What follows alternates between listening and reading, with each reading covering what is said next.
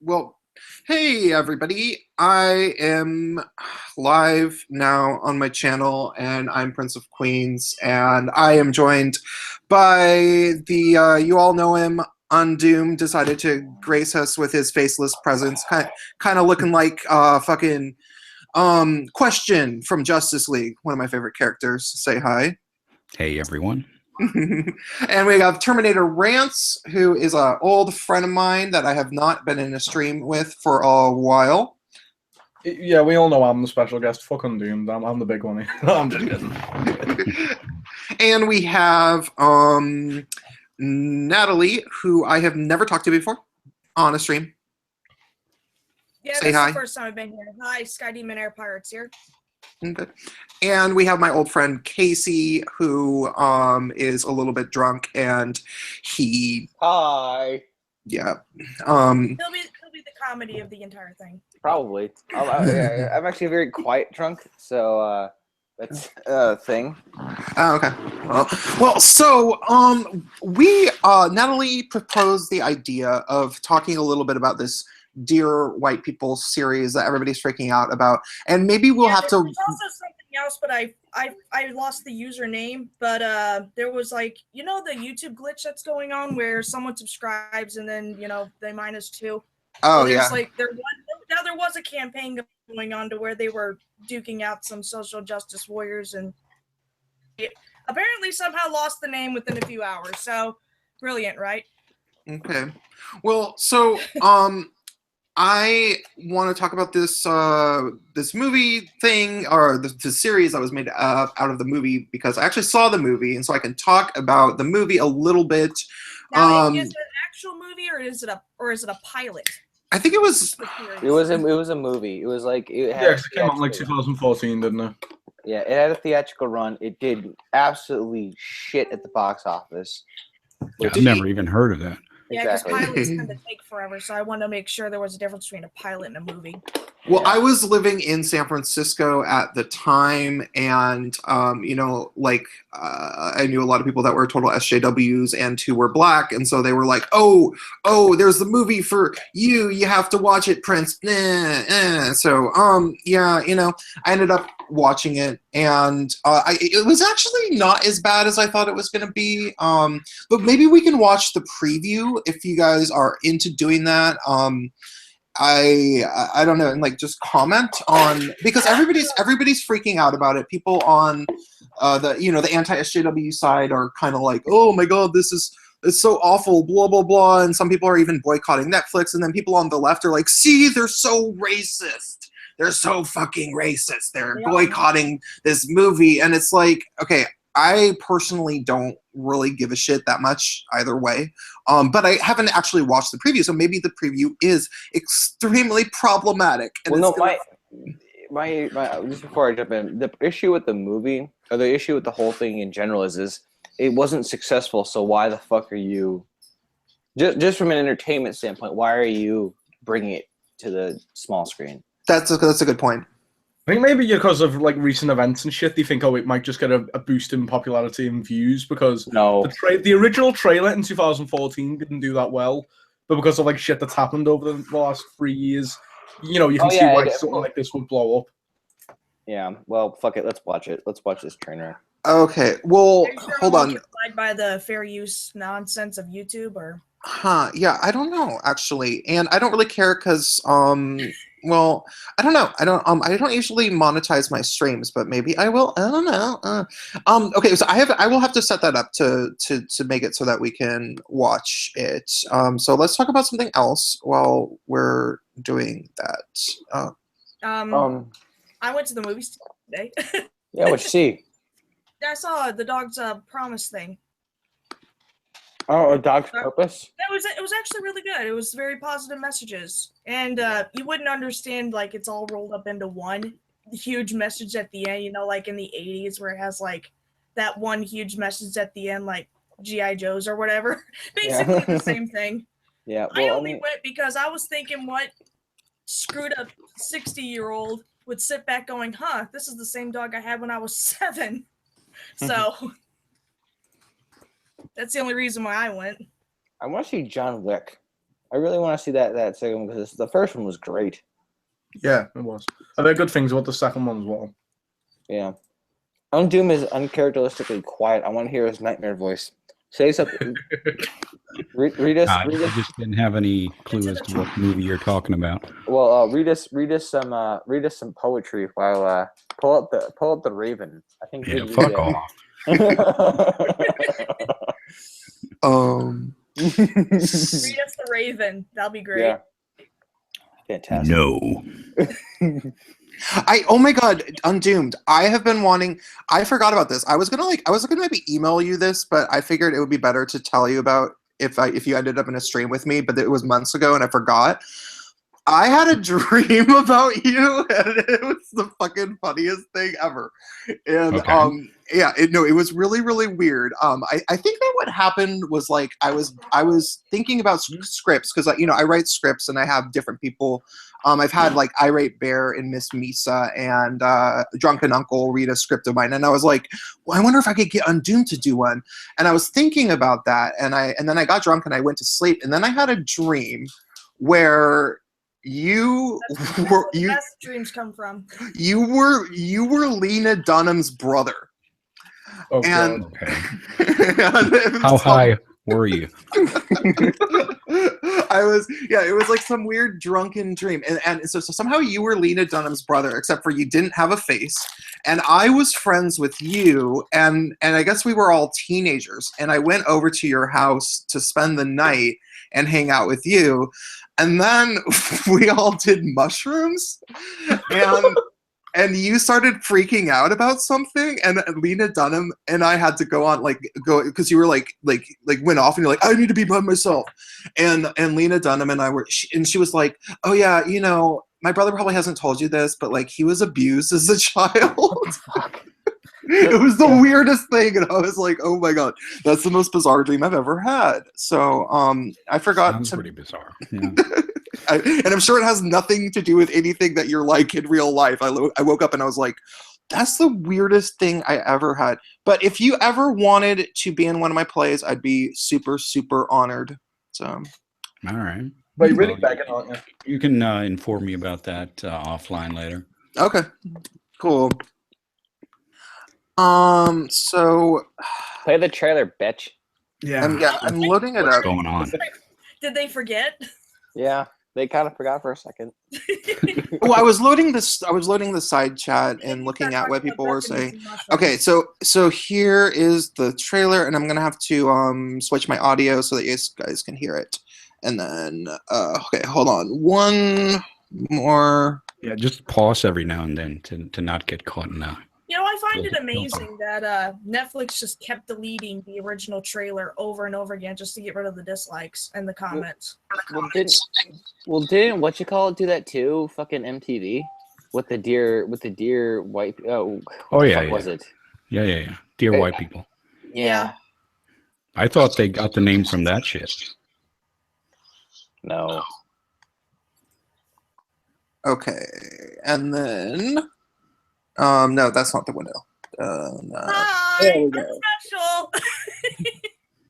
Okay, so, everybody hates it. Surprise, surprise. So, I guess I'm gonna go, okay. Dear white people, here's a list of acceptable Halloween costumes. Pirate, slutty nurse, any of our first 43 presidents. Top of the list of unacceptable costumes, me. Okay, I'm pausing it for my first increment of pausing this. Right. Are we pissed off yet? I don't really. No, not really. I want to point out, and I pointed out in one of my videos, is that one split-second screen where you had that white girl going all like, "Yay, I'm a celebrity." Oh, the one with the blue sweater and the stupid-looking chandelier. I was thinking that that was a little bit too close to symbolizing Mary in like Christianity. And I'm like, oh my god, really? They could have put any other sweater, or any rich people, because obviously they're trying to portray white people as being rich. They picked like this girl. They picked some other type of, chandelier, because that's the most stupidest looking chandelier I've ever seen in my life. Huh. That is pathetic. Jesus. See, because it's a little bit too, set up ish. I mean, why would they put in that particular frame to a woman in blue with that stupid looking thing unless it wasn't a setup, like hidden Well, of symbolism. course, it's a setup. The thing that pisses me off the most is the fucking color contrast. See, because that's one of the things that I saw that no one else seemed to point out. And I know that's kind of like reaching in the dark to say that there's like stabbing Christianity in the face, but with all the Muslim stuff, I wouldn't be surprised going on. Yeah, subvert the cis het white Christian patriarchy. Yeah, well, here's the issue. But like I said, it's just weird. Well, my first interaction is, why the fuck is this a series? Yeah. Again, there's who are you marketing this to exactly? Other than SJWs, a small. I mean, look, I'm gonna throw this out there. What's the dislike ratio of this now? I mean, like everybody, like a lot. Okay, how many? Times 6, because I think they deleted the video just for good measure. Okay, there. No, but I mean, look at how many people like BuzzFeed, and that just gives you the answer. Yeah. Well, okay, so one of the things I will say though, as somebody who actually watched the fucking movie, already it's stupider than the movie. Because this trailer doesn't say anything. What the fuck was the movie about? The movie was actually kind of, there was some interesting stuff in it. It was obviously a relatively amateur scriptwriter, because they kind of tried to cram what should have been 3 hours worth of material in an hour and a half or so. And to the point where you couldn't really follow the plot because there was like so much going on, and you're like, what the fuck is happening? Hold on. Like Harry Potter. But what was it about? Oh, it was about some college, and there was this girl who was mixed race, and she had a show called Dear White People, and she was a race baiter. Oh Jesus, I need to fucking close Facebook. Die. I'm doxing myself. Oh no, why'd I do that? This girl's a race baiter, and she is, kind of annoying, and she's obsessed with race, but it's because she's mixed and she's overcompensating. But the president, like the dean, knew her, and she has this radio, the student radio show. So he's obviously, and the dean's black. He was kind of discouraging her towards the beginning of the movie. He's like, yeah, you come off like you're overcompensating, like you are insecure about your race, and you're trying altogether too hard to, be political because you're mixed. And she's dating a white guy who's pretty cool, but she's like all secretive about it. I think he might be an associate professor. As I said, there's a lot going on in the script to the point where you can't really follow it all. And then there's like there's a fraternity, or a boarding, not a fraternity, but like a dorm that's all black, and they get all militant there, and they're like, yeah, they're trying to bust us up because we're all black, but it's just because they're mad because we own something and we're black. And they do something where they're throwing paper balls at any white person who comes in, and they throw paper balls at her boyfriend. And then there's some other crap, like I don't know, that's the premise. Like, because paper balls are so horrible, right? I'm just saying. All right, so they didn't get the memo on 10 words or less. Anyone remember spit footballs? Those were the worst. Yeah, it's sort of a contemporary version of like that movie Higher Learning from the 90s. But it tries altogether way too hard to pack way too many messages in it, and it tries. What I remember of the movie when I saw it was that it tried to, like you were saying, it tried to do a lot in a small amount of time. It didn't, and it lacked nuance too, but it in a really strong way. Like, I mean, every fucking white character, every white character is this asshole, except for the boyfriend. Yeah. And it's like Who was kind of like oddly the hero of the story in a weird. So this is basically going to That's become a kinda boring, sitcom isn't or it? what? Yeah, I but think it it's already like looks a stupider than the movie. Like it already looks like a like not that the movie was amazingly great, but this looks like a really cheap version of the movie. Do you guys want to finish this preview because it's really short? Right. fucking go. Yeah. Sure, go ahead. Just finish it. So she says, Sure. "Me." She looks like she's wishing. Costumes? Me.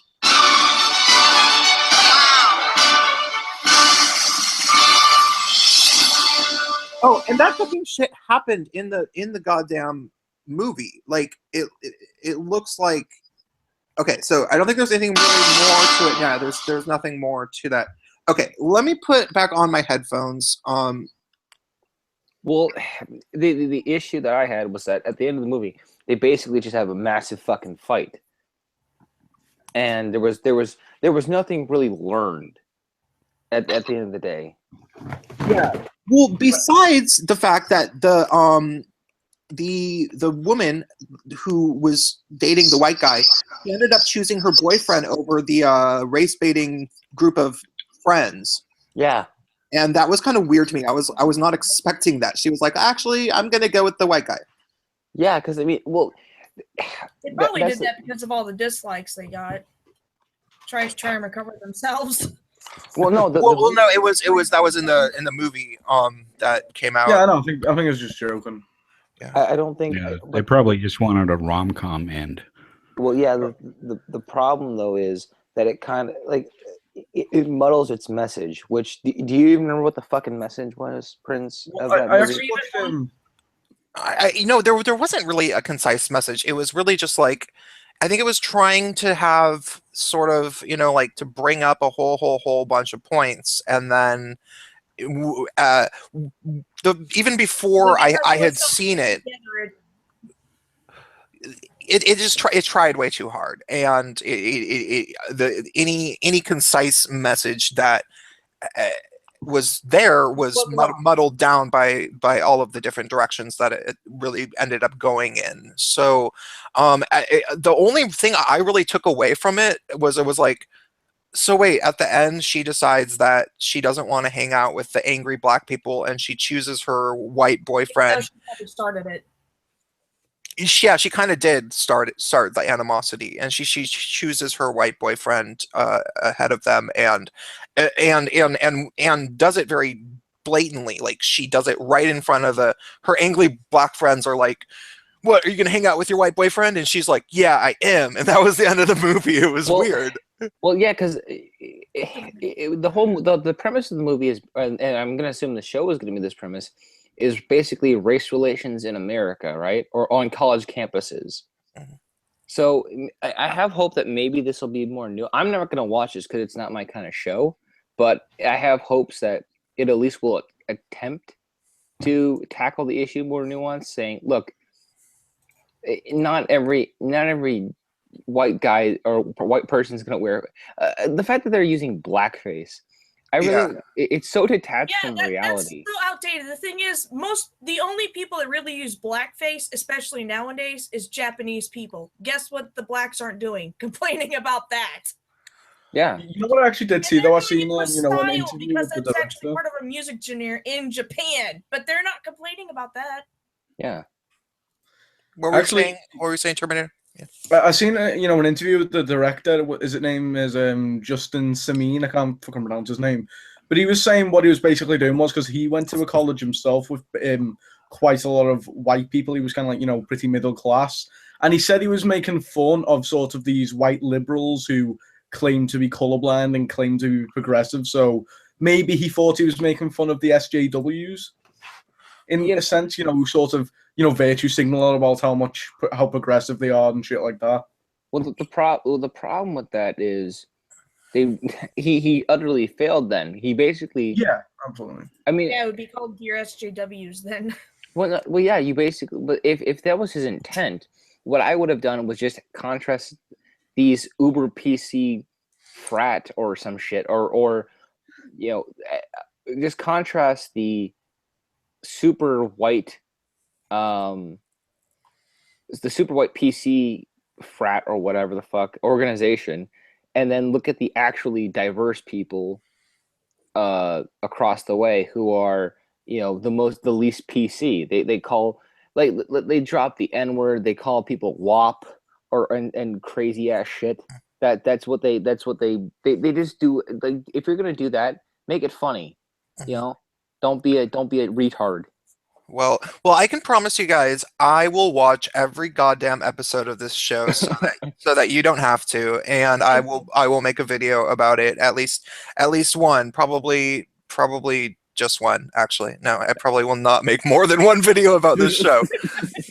Well, the messed up thing is that we've had shows like this before. I mean, not like this, but things that try to tackle societal racial issues. We had the fucking Yeah, but it was a lot more gentler and to the point. It wasn't specific. But it is a little bit too early to swear in the lose your title, shit Dear White over People. this.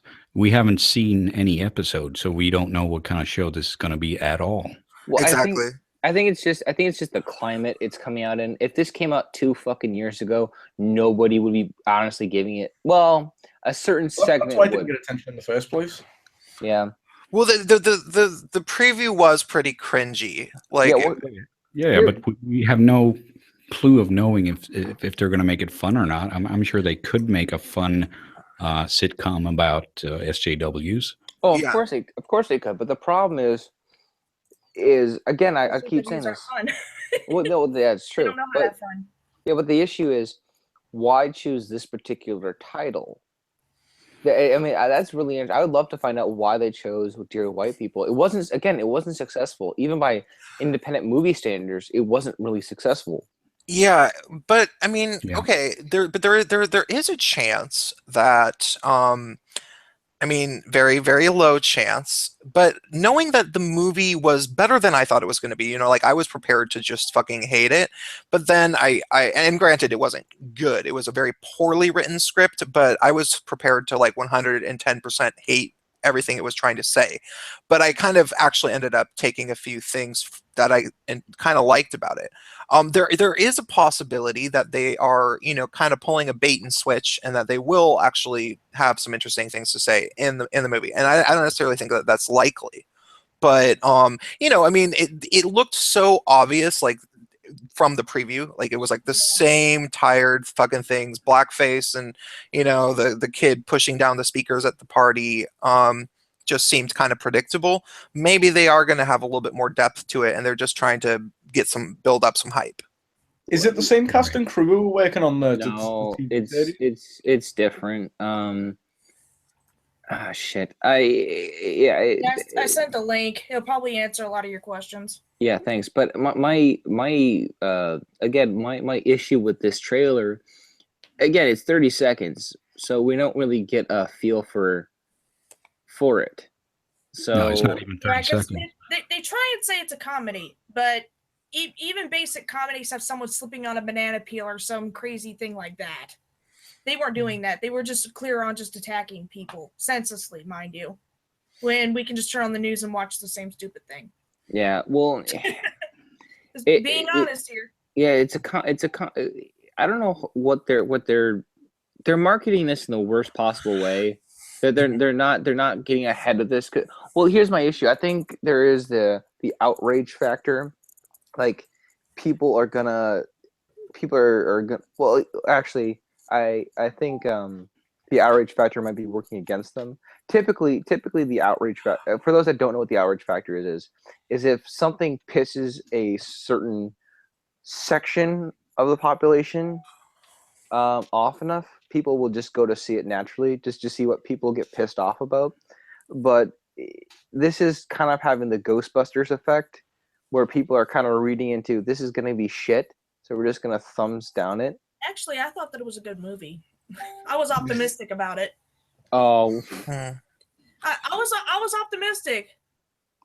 See, they did things right, and they did a lot more things wrong. I'll say that much. yeah. But Somebody was in the chat was mentioning that the and I think I saw this, the writer of it, who's white, by the way, was basically like talking about how much he hates white people on Twitter, and he kind of looked like that one fucking professor that was getting interviewed for whatever reason. Do you guys remember what I'm talking about? There was some white professor that was like saying that he agreed with white genocide a few weeks ago. Yeah, I forget what he's from. I don't know, Townsend or some shit. He's from Bucknell, and I remember that he claimed it was satire. He was just messing with people, and yet he got basically taken to task, and he didn't back down from what he was saying. But the problem is he didn't come off as satire. Mm. Yeah. And it I don't know.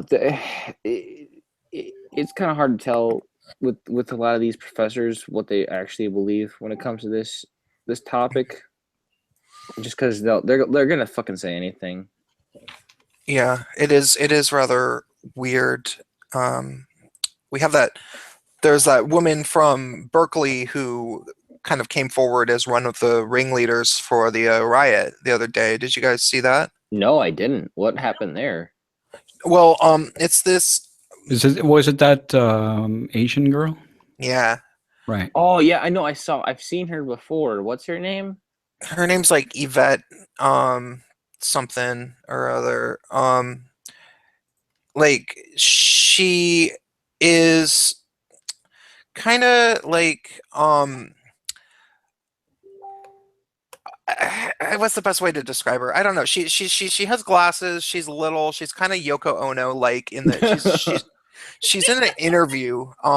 That's I think it was a Fox thing, and I think Atheism is Unstoppable has made a video out of her, and we were watching it on a stream the other night, and she basically says that she thinks that there should be more riots, and that Oh, come on. yeah, and she teaches at Berkeley, and she was like, well, we were one of many people that were trying to shut him down by any means necessary, and we accomplished it, and so it should happen more. But it's kind of like, okay, yeah, and you're like a 5'1" Asian woman who lives in Berkeley. You have no concept what you're up against at all whatsoever. No, you should go. You should go watch Vernacular's new video. Oh, is it excellent? I love Vernaculus. Did he just put out something? Yeah, like I don't know, 6 hours ago or something. Oh, sweet. He was talking exactly about this thing and how these guys aren't prepared for having the streets run red with blood, which is basically what a revolution means. He made some excellent points there. You got to see that.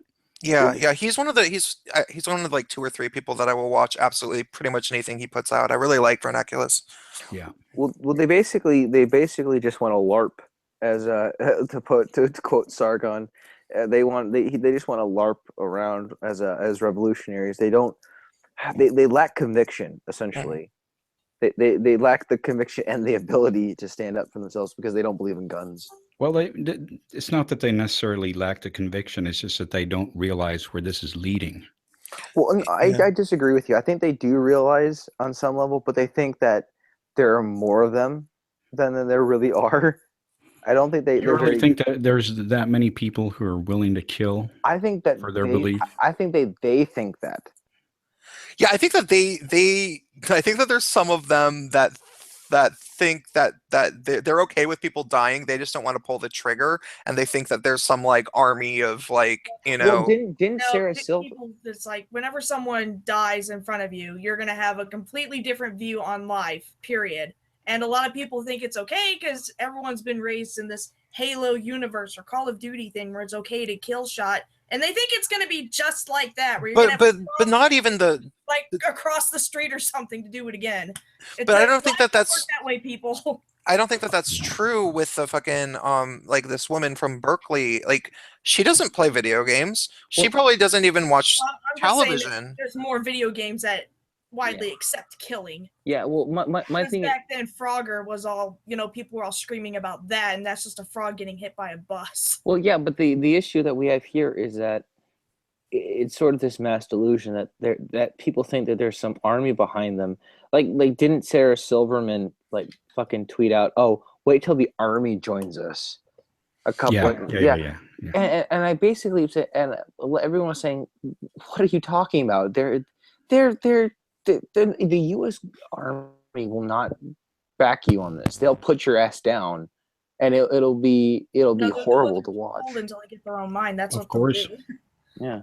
They'll put everybody down. That was one of the arguments I seen earlier was, oh, it's okay to punch Nazis because look at this Captain America comic. And I'm like, well, first off, that was in World War II and it's fictional. So no, that isn't an argument to punch. I saw. Let's be honest, people who you disagree with. Well, I saw somebody trying to argue that punching Nazis was an American tradition. Well, guess what's an even longer American tradition? Smashing commie skulls. So can I go around with a trudgeon and just start beating anarcho-communist skulls in? And aren't these the same people who want to smash American traditions, if I'm not mistaken? Yeah, they're fucking more like, patriarchy and systemic racism. But no, it's okay now. Yeah, that it's an American tradition. They're morons. They're just they're not consistent. Mm-hmm. No, not at all. No. I don't know. I mean, these people worry me just because there's enough of them to cause damage, and I don't think the police are in a weird position because if they treat these kids with kid gloves, they're gonna get shit on by people who got their shit smashed. But the other people who if they overly step their bounds, like fucking put the fire. Well, I personally say just turn the fire hoses on them, but they basically make martyrs, and that's an issue. They just don't do anything because I literally just watched a video before I was invited to this stream of a Trump supporter pretty much getting beaten down by 6 people, and he's screaming at the cop that's literally like 10 feet from him, help me, and they're just standing there watching, and I'm like, come on now. Well, really? It's just to that point now. Yeah, wait, when was that from them? Line. When did that happen? That event? I think like 2 days ago.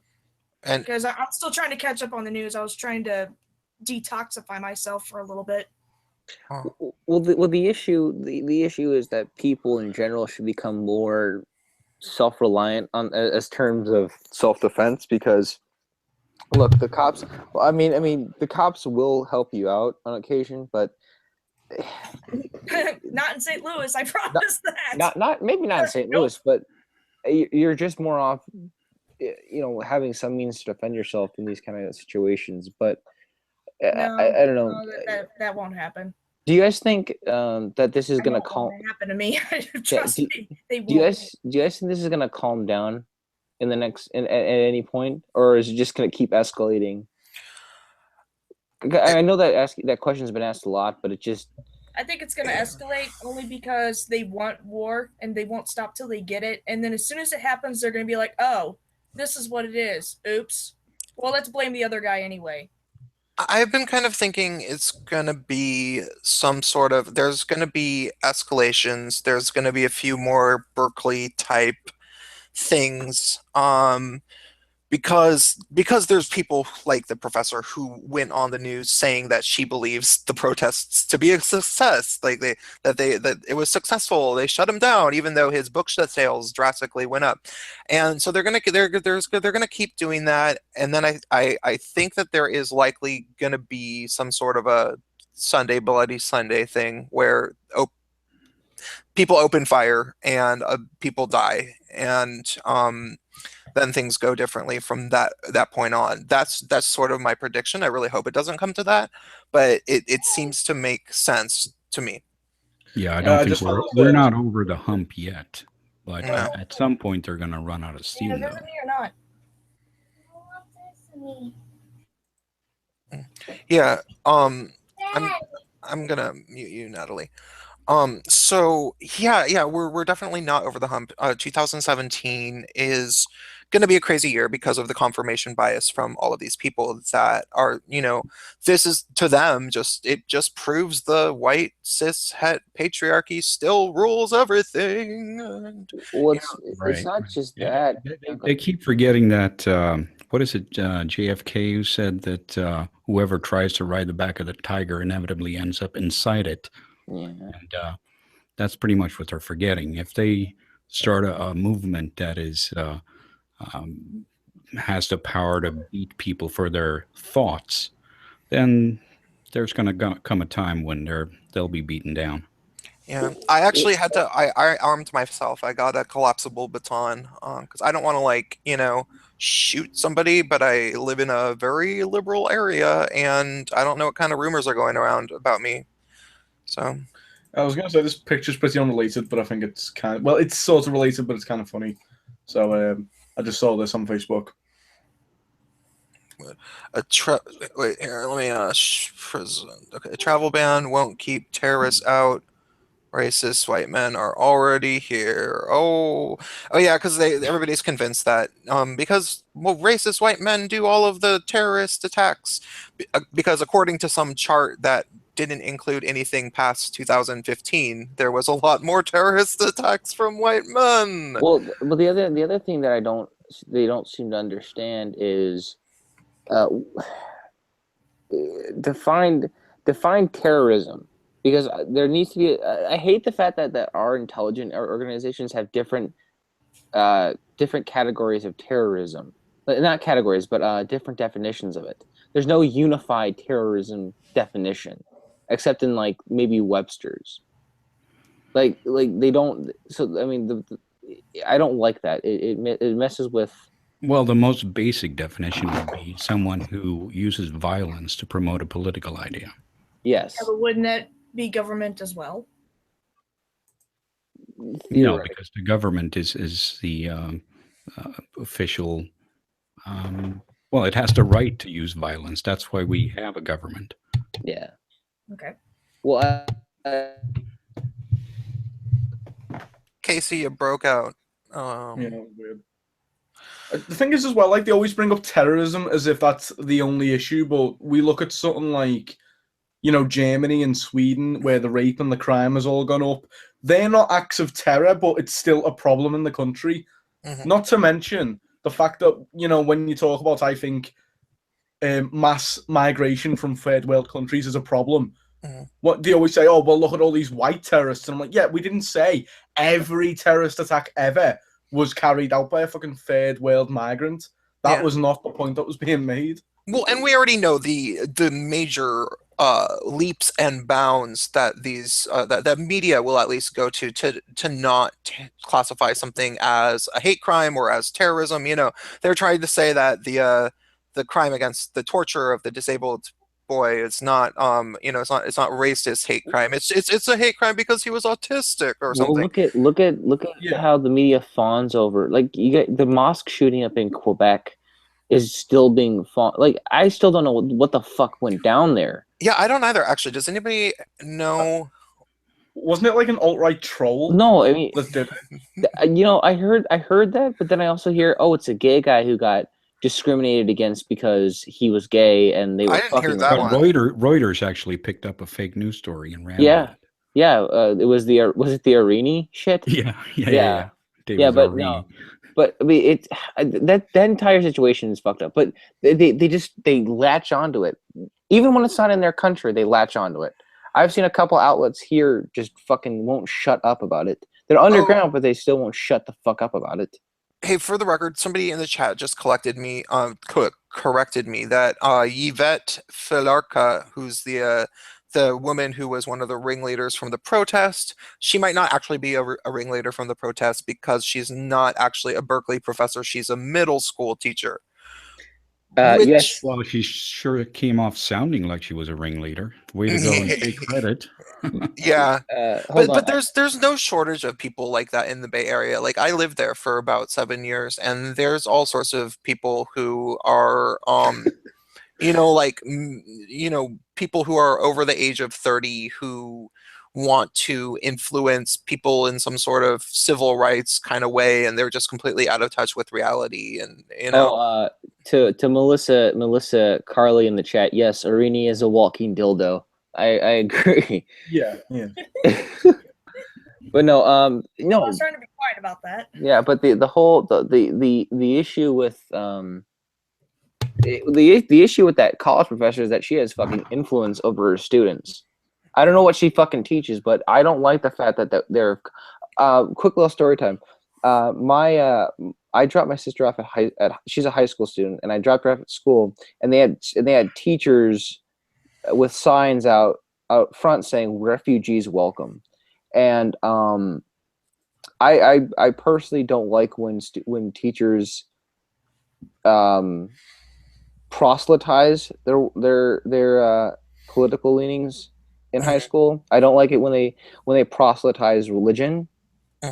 Unless it's for a constructive purpose, unless you're willing to have a debate with your students, and you actually you step by step. You don't just say, "Well, this is the moral thing to do."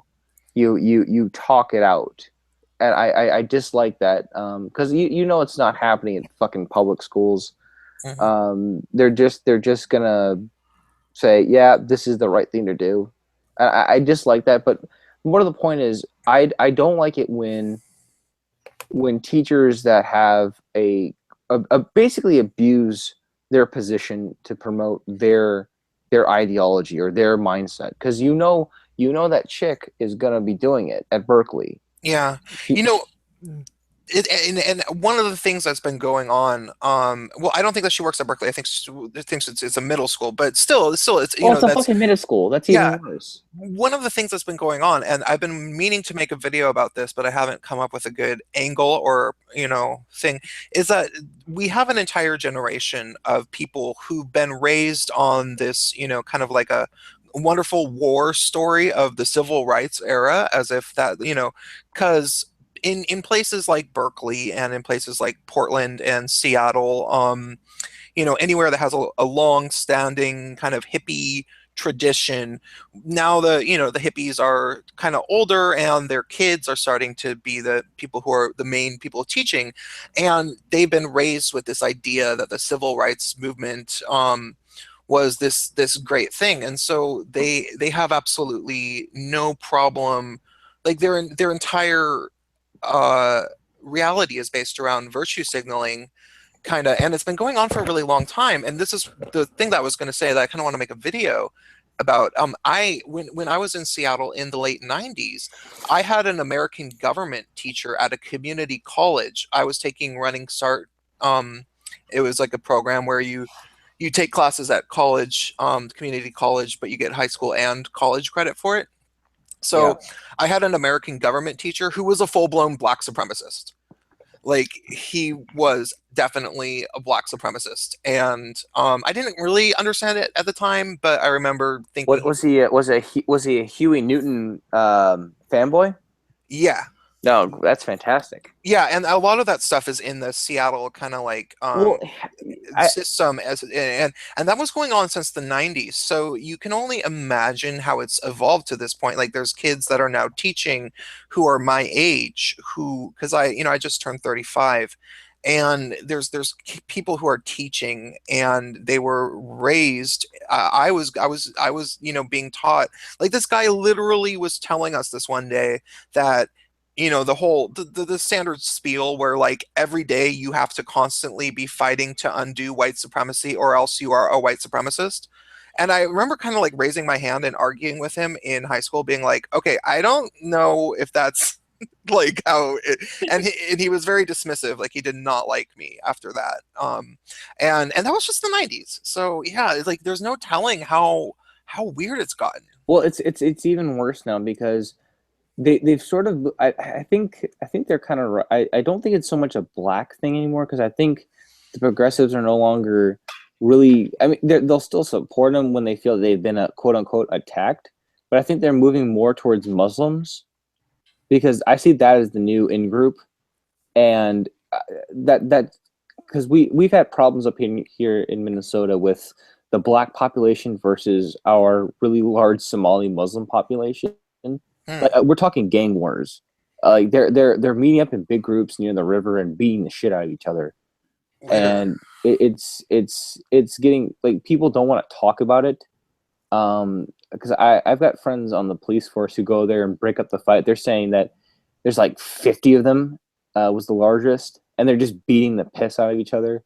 It's bad, and you're starting to actually kind of see it more and more, that they're not they tried at first to lump them all in together as like a homogenous group just because they have skin color, and they didn't, and neither side wanted that because the blacks fucking hate Somalis here. They really do. There's a huge division of cultures, which isn't surprising, but it's bad. But yeah, like I was saying, what I'm getting back to the point though is that I have a friend who's black and who's a really big vocal critic of Islam. He's in one of my theology classes, and he basically had a discussion. You can't see my finger quotes. It was a knockdown drag out fight with this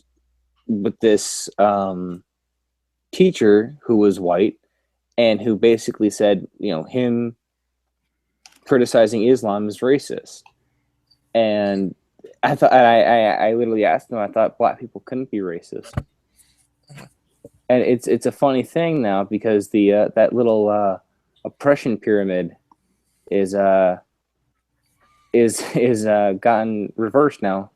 One thing that I have learned, I think that the sympathy towards Islam directly had to do with Clinton Incorporated and their ties to Saudi Arabia and stuff. It seems pretty obvious to me.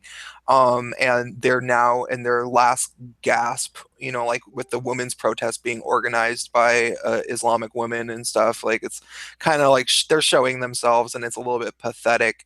But one thing I've learned since the 90s and knowing people that were like Huey Newton fanboys and stuff, and other people I knew, it wasn't just this professor. Like I knew a lot of activists, and there will always be a lot of black Americans who think of themselves as the world's biggest victims.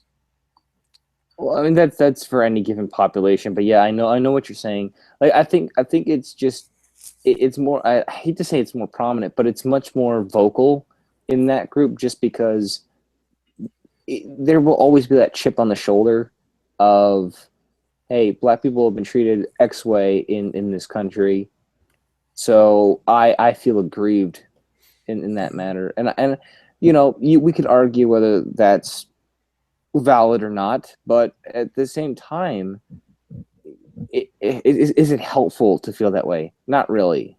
You're not doing yourself any favor by constantly playing the victim. You're hurting yourself. But can someone explain to me how in the hell you can have someone who's advocating for Sharia law lead a woman's march? Yeah. Because we were raised basically in a zero Muslims are the most tolerance environment. That's why. Yeah. I don't get it. It's like Well, that is just unreal. I'm glad I think it's beautiful. I think it's amazing.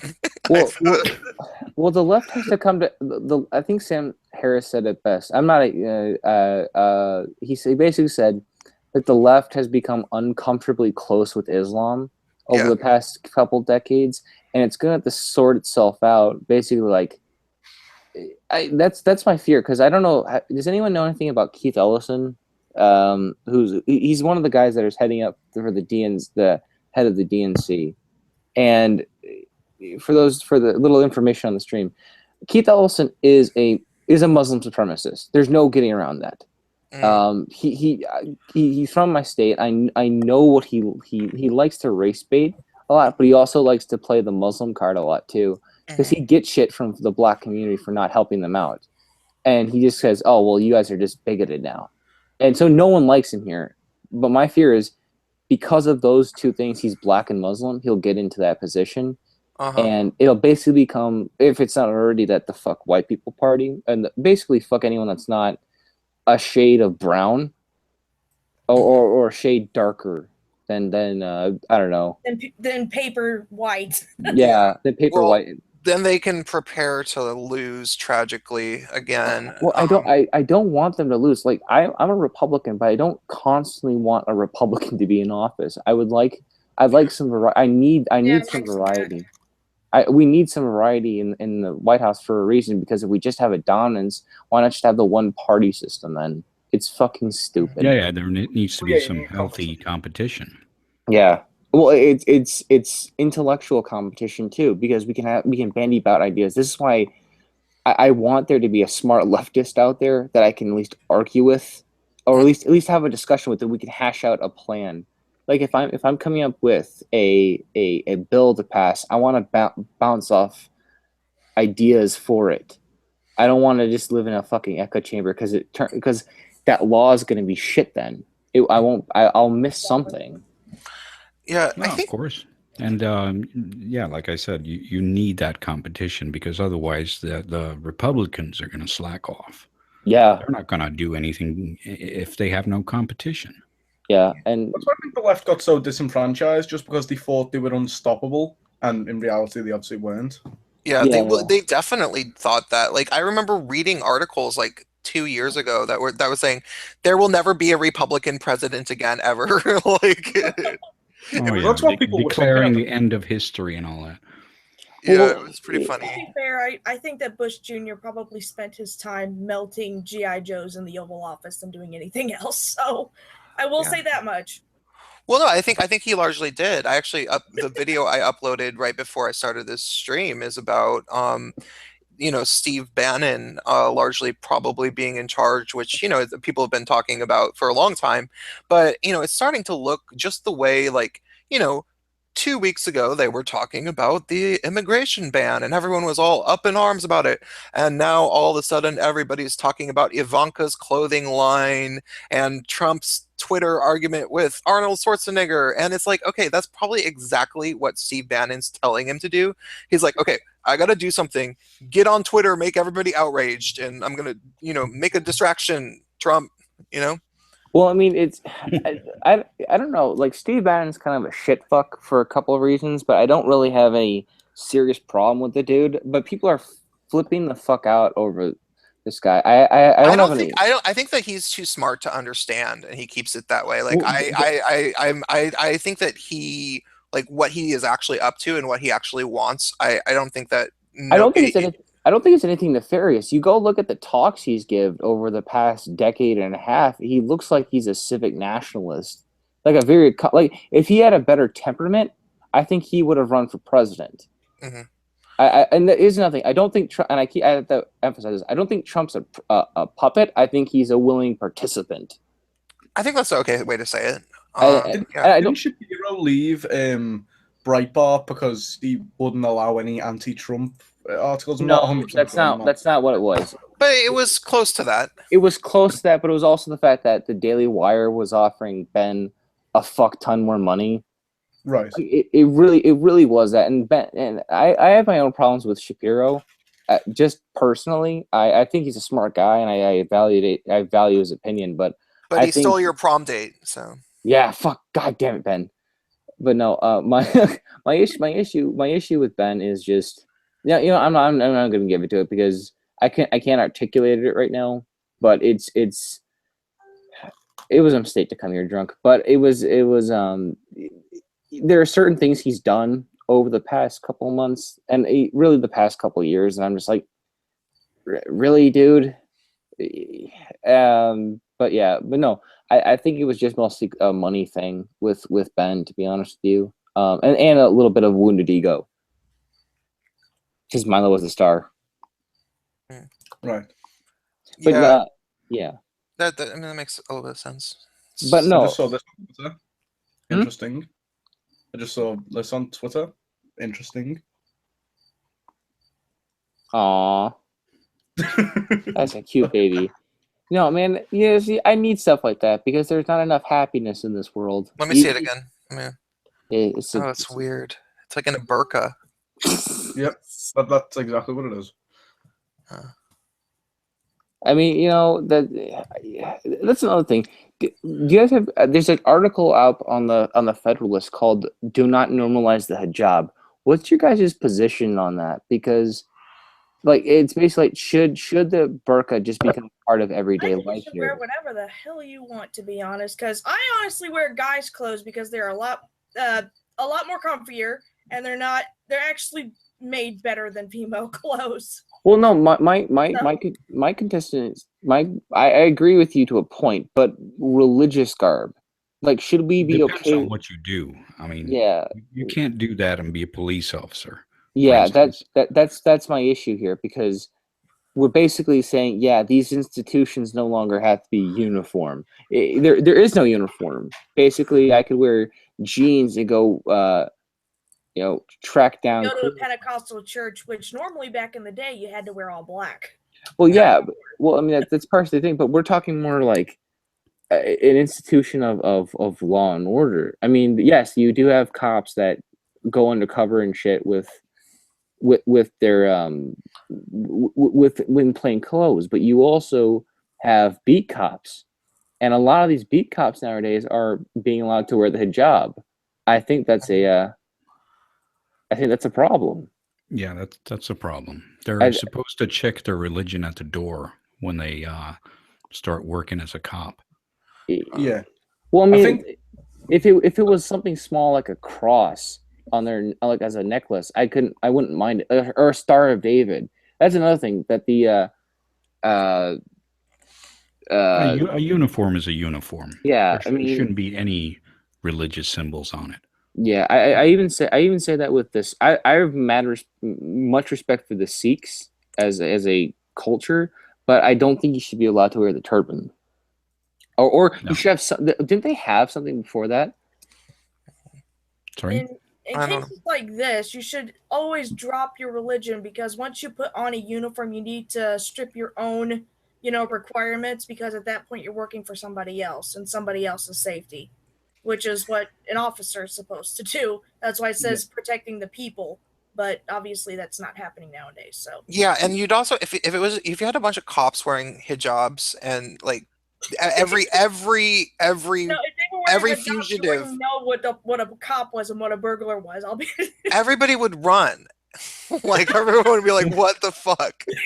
Well, I mean, it also sends the message that these people are special, so they're basically exempt from the rules of give any religion that's out there on the police force. Well, that's a good point, because they need a good kick in the ass to integrate. Yeah, well, yeah, I fucking hate that shit. My another problem I really dislike about this push to normalize the burqa, not even the burqa, the hijab. I don't like that. I think, I know this is gonna come off as bad, but maybe we should try to wean them off that shit slowly. Right. Like, I mean, it wasn't uncommon to have similar things going on in the Western worlds a couple of hundred years ago. Women basically wore a type of hijab back then, and yeah, but it was we mostly got a off really that thin shit. scarf. well, I mean, the thing is, some religious sects still wear it, but they wear it at church. They have a place where you can do it, but the real issue, again, like you're saying, it is they already are. There already is a problem with integration.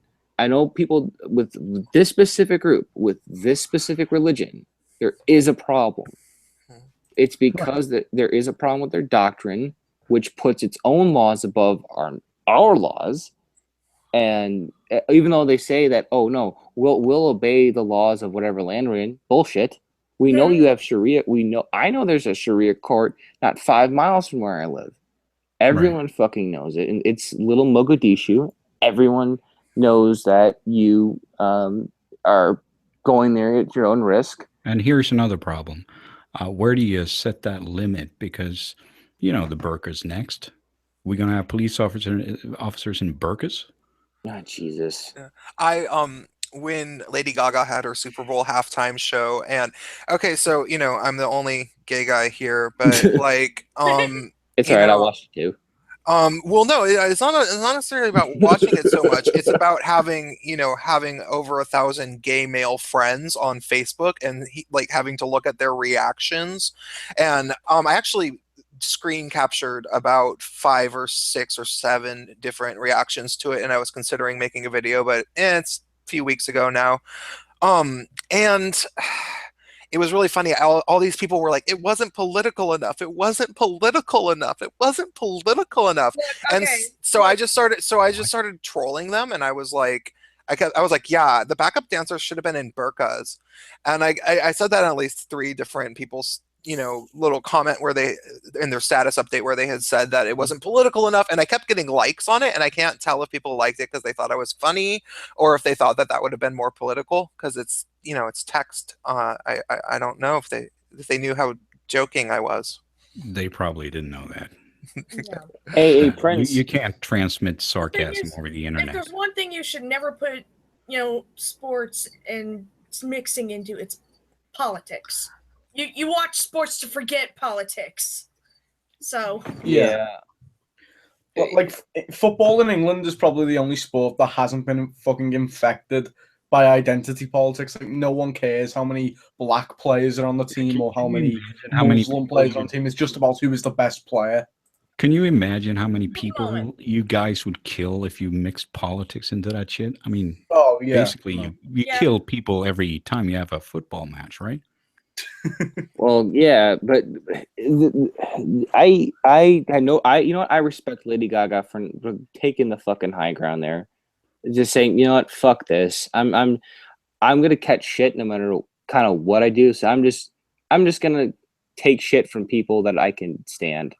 Or honestly, I think she just wasn't stupid, honestly, because if you look at like the Meryl Streep thing, well, she never that environment is just kind of full of Hollywood liberals, but she knows half of that audience probably Trump supporters, half probably Hillary supporters. She is not stupid enough to just alienate half the fucking audience. Lady Gaga is not as stupid as she was acting prior to it happening. Well, here's the thing. I also think that she's a New Yorker, so I think she grew up with fucking Trump.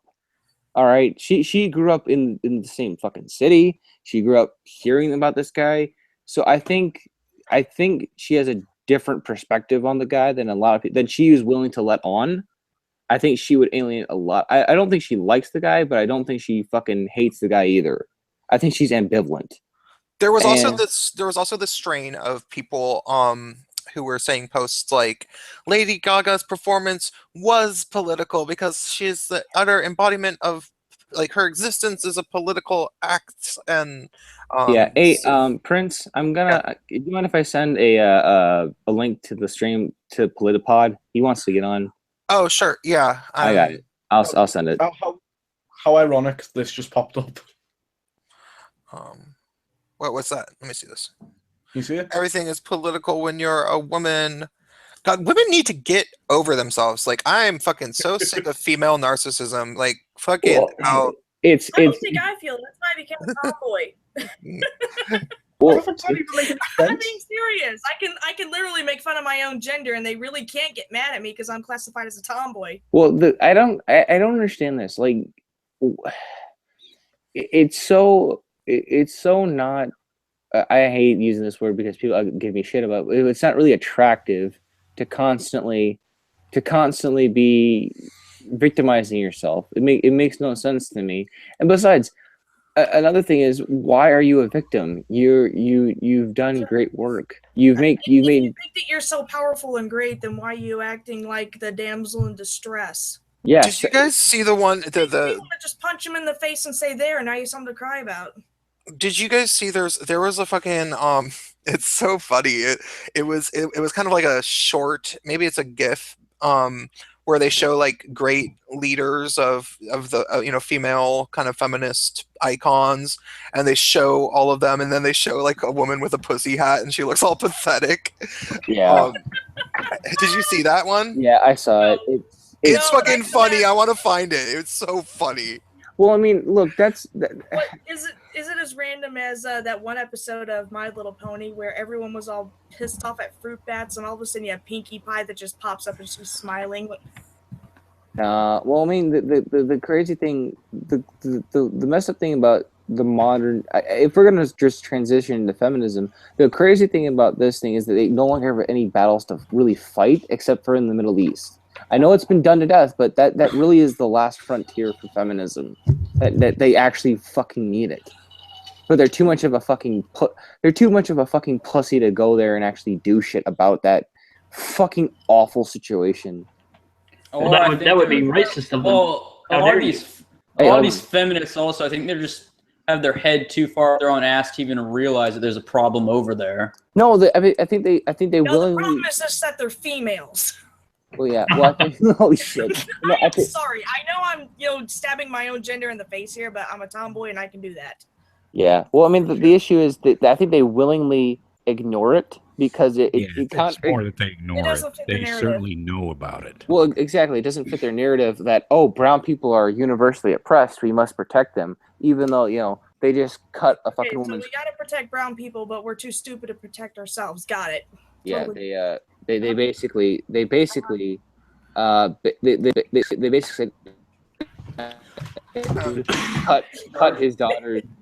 cut his daughter's clit off. It doesn't matter at all, Yeah. Well, I mean, ultimately, every feminist. Do it. It'll be less of them. Whoa, somebody's echoing. Yep. A lot. Not me. I mean, I've been here. Okay. Well, okay, it's not anymore. Every feminist is in this current year. There's basically no independent-minded feminists. They are all people who are following some sort of leader because there's no purpose for it. So ultimately, it's only for gullible people. So like these are people who are you can tell them that Islam is cool, it's the true oppressed people, and they'll believe it because the entire premise for their existence is that you say jump, they'll say how high. So What's that? I heard hive mind. I mean, like you just look at some of the things that they believe in. It's like okay, we want to put women first before everything else. Where are women being oppressed at? Well, let's see. We've got Africa, the Middle East. No, we can't go there. No, that's racist. We can't do anything with the colored people. Well, it's gross. It's racist. Somebody told a woman to wear a bra in California. Oh my God! No! How dare they? Like, that's seriously what it's like. We're oppressed by bloody bled sheets. So says that one person, Ashley Judd. Well, speaking of gross and racist, did anyone catch the Jim Jeffries shit on fucking Bill Maher? What the fuck? When did Jim Jeffries when that fucking guy kept interrupting No, tell me about that. I didn't see that. Okay, so apparently Jim Jeffries had a Ben Affleck moment because they were discussing Trump's what the fuck were they talking about? Trump's Muslim ban or some shit? Right. Yeah, so they were basically saying that, and Jim Jeffries basically says, "Of course it was a fuck." I can't do a fucking Australian accent. Piers Morgan said that it's not a Muslim ban. He said, "Of course it's a fucking." He told himself to fuck off, basically, on Bill Maher. Okay. Piers Morgan, who was on The Celebrity Apprentice, I believe. I'm echoing. Oh fuck! Yeah, let me. So Piers Morgan was on, I believe he was on The Celebrity Apprentice. If I'm wrong, somebody tell me. He was basically up on the Bill Maher show, and Bill Maher has a little moment where he decides to virtue signal and pander to the media establishment, apparently, because he says, "Can we all just admit that Trump was a worse option than Hillary Clinton?" Which is exactly where I would say no. No. No. I don't think that we can admit that. And the Clinton thing, thank you. It's like if Clinton had won, you would lose your job if you said, "Can we all just admit that Donald Trump would have been a better option than Clinton?" You would have been fired if you said that. So he says that, and then getting another echo. You can say green icon. Oh, rectifier. Oh yeah, might be. Yep, seems to have been. Nope, actually, no. It's Casey. Okay, so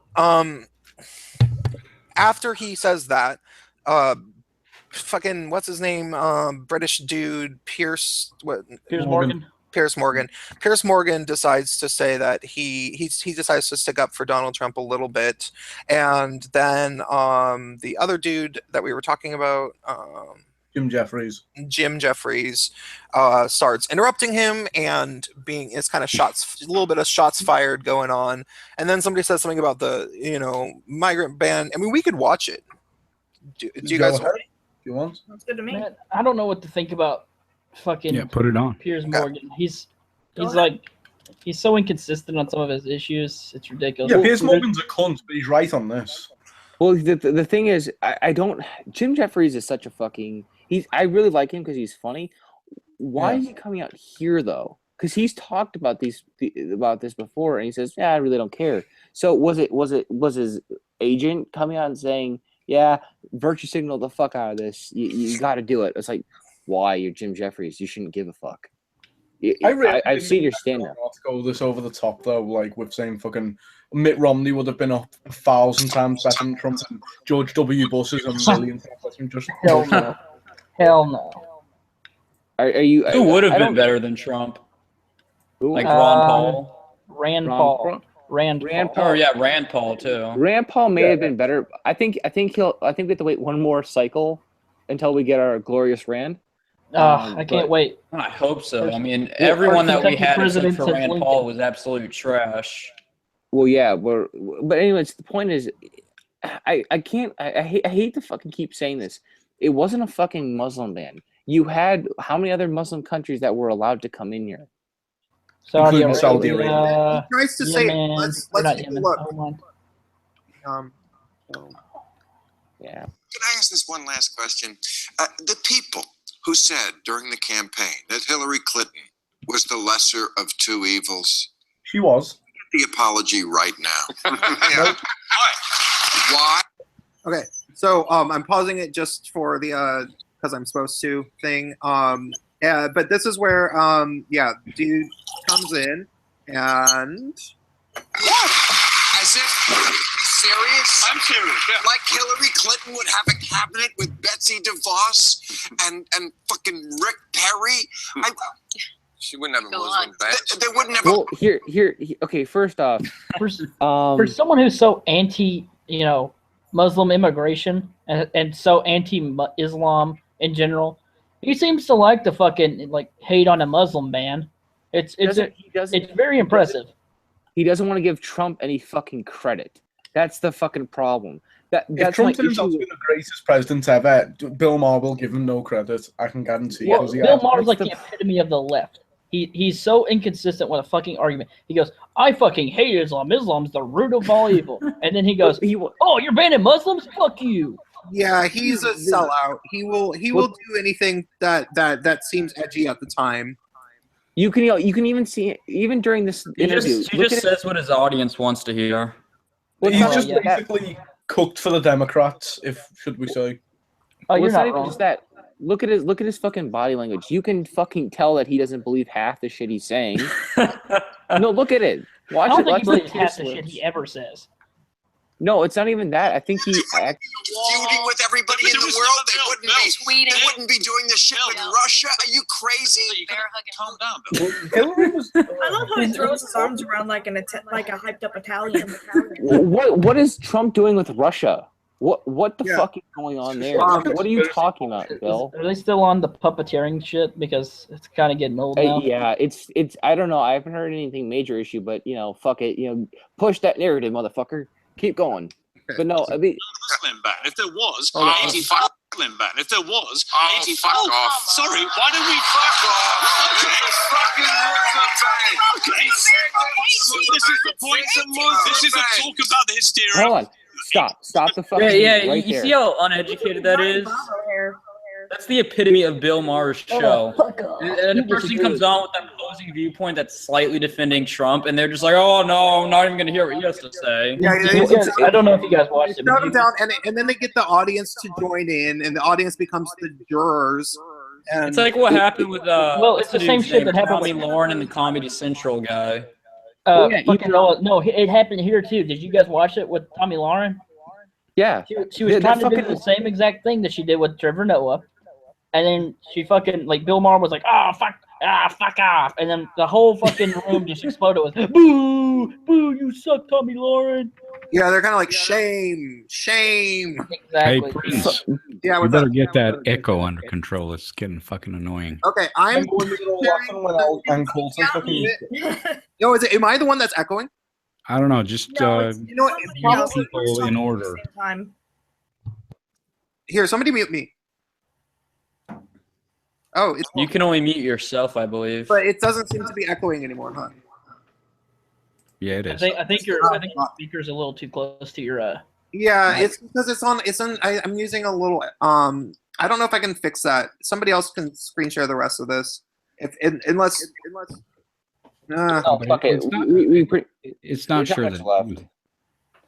Okay, I'm just gonna plug in my headset and we're gonna not do this anymore. This part. Well, here's the issue Well, we that. can, but Well, I mean, the problem is, and this will always be my eternal issue. It's because I actually feel bad for Tommy Lauren because she always goes out there and just gets fucking harangued. Yeah. I would feel the same way if somebody came on to Fox News and just gets shit on by their presenter. I don't like that.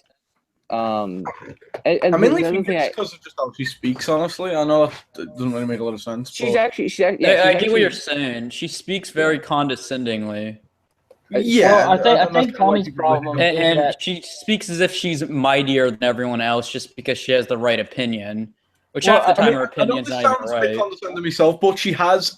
I don't really know how to say this, but she kind of has a dumb sounding voice, even if what she's saying is right. Well, my She has a friend, white my girl friend was voice. making an opinion. My frat boy friend, he was like, "Well, she's just a 7 who has strong opinions, and then no one wants to listen to her because she's got a bitchy voice." It's like that doesn't make her opinions any less valid.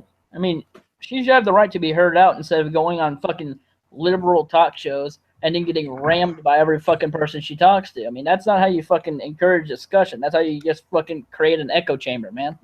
I mean, It's like- it is all about how you speak, because look at someone like Sam Harris. Even if he's saying something really stupid, he can sound really smart because of how calm and collected he is and just how he Yes. says it.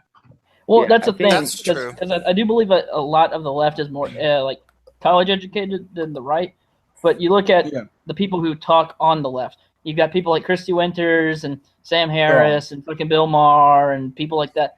And they sound super educated, but then once you break down their opinions, it's like, wow, these are really fucking shit opinions. These have no my basis thing- whatsoever. Chris, Like, how do you think Chris, they've gained such a big following? It's because the way they present themselves. No, I agree. No, I agree wholly, actually. Like, has anyone ever watched Garrett's videos? If you know who Garrett is, like, he honestly sounds really smart. The way he speaks, the way he presents himself, he's really clear. He makes his points, cohesively. But when you actually think about what he's saying, he's just completely wrong. But he sounds right, if that makes any sense. Yeah, he's No, a good you're right. bullshitter, is what you're trying to say.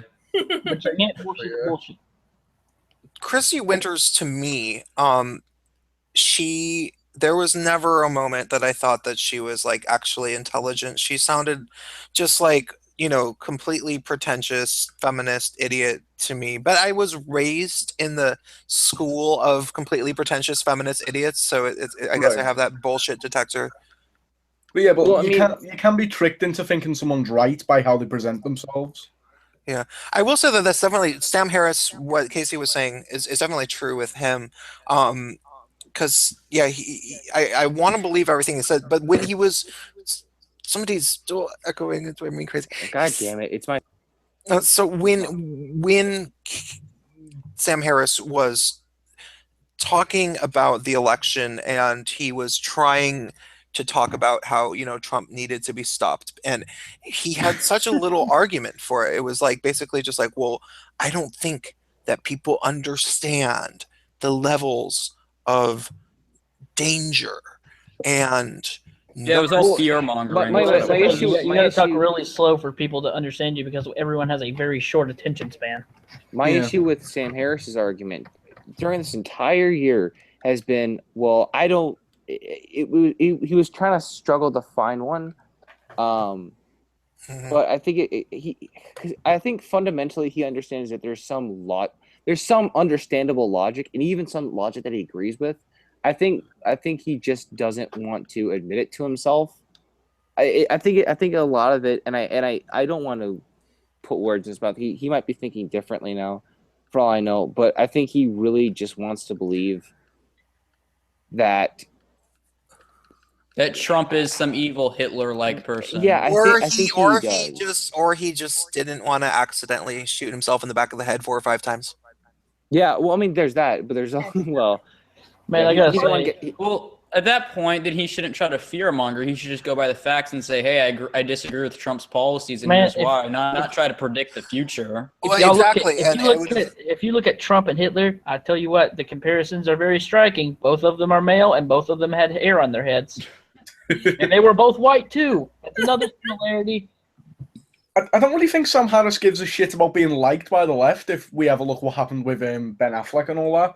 But no, I think he's willing to step out of orthodoxy when it comes. But that's the problem, though. It really has to be on certain incidences. I see the same thing with Bill Maher. I see the same thing. But if it puts him anywhere fucking near agreeing with anyone, especially Trump nowadays, he'll immediately back off from it. Because Sam Harris is not an entertainer in the same way as I know, Bill Maher but the problem is you have a candidate who has been labeled the most anti-science. They basically labeled him a fucking creationist. they did that. They labeled him a flat earther. He believes all this crazy shit. Yeah, and here's another thing. Jimmy Carter believed that UFOs were abducting cows. So fucking crazy shit. Yeah, and I'm not kidding you. Go look at some of Jimmy Carter. Side note. Jimmy Carter actually published a book on UFOs. I'm not fucking with you on that. Go look at that. Okay, so we have a question in the chat that I kind of want to address, and it's a complete this is very important. Will the Ghost in the Shell movie be good? Yeah, I think it looks so. good. It looks in the what movie? The Ghost in the Shell. You never seen the anime? It's really good. You should watch it. Johansson, cultural appropriation, whatever. Yeah, I think it's going to be good. I think I'm hopefully gonna be good. Let me give my little take on it. I've seen absolutely everything Ghost in the Shell. A lot of it twice. It's my favorite series of all time. It beats out Game of Thrones and Star Trek: The Next Generation. Thank you.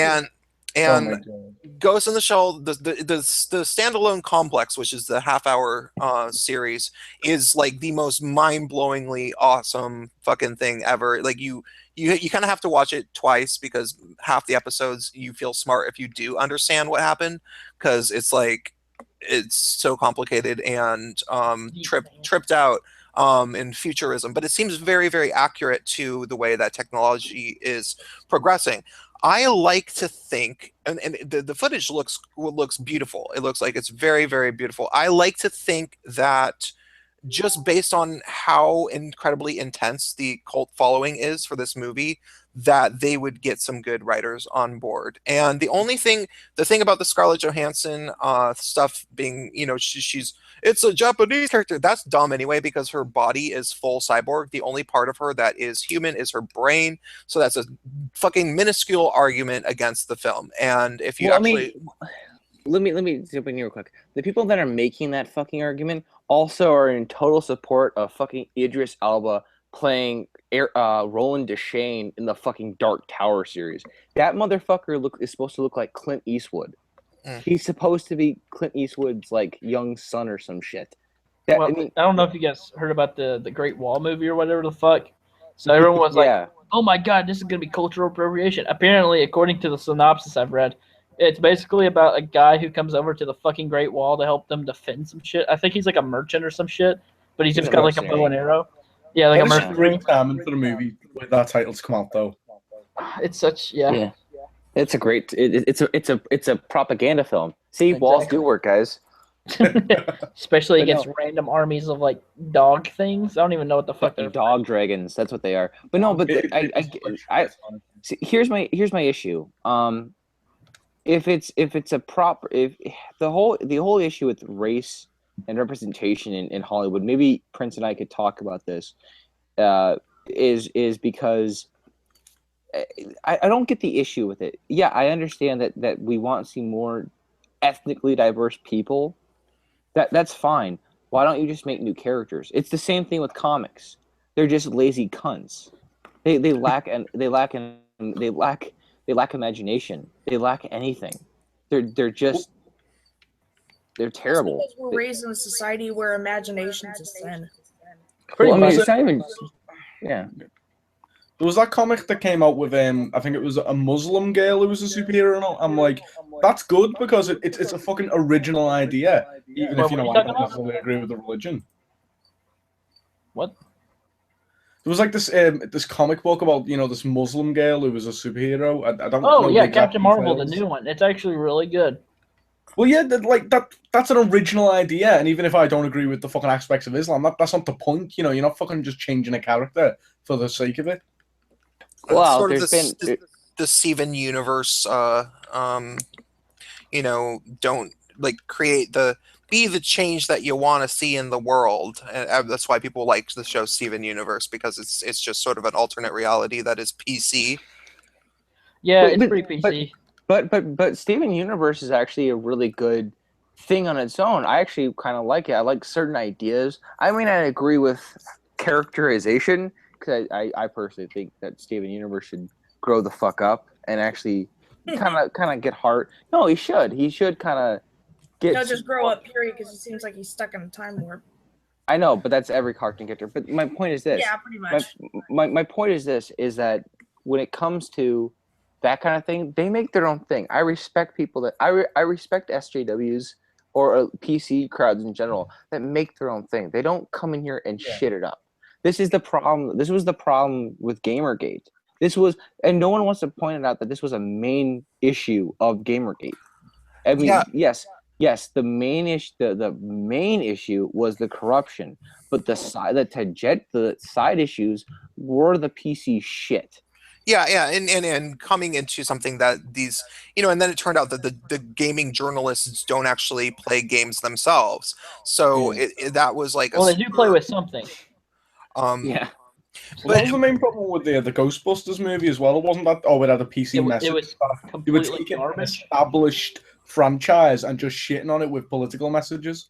One of the things that really pisses me off as an individual, because I went to school for a combination of script writing and media studies, like media literacy in relation to politics and stuff. That was like my actual focus at my university.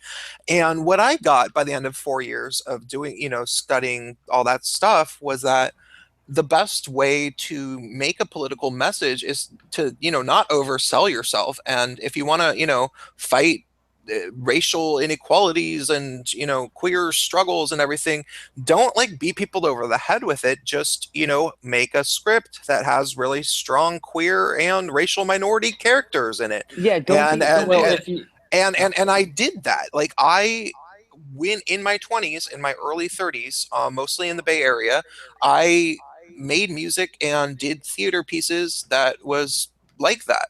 And it was I never specifically said, yeah, I do political theater or I make music with people that are people of color, blah blah blah. It was more like, hey, I have a band that's myself and this drag queen who's black that sings female range opera, and I would talk to her about it, the drag queen, and I would say yeah, our band is kind of a political statement because we're both gay and you're a black queen that sings female ranged opera, and that's sort of a cool political thing. But we should never talk about how our band is political because that would taint it.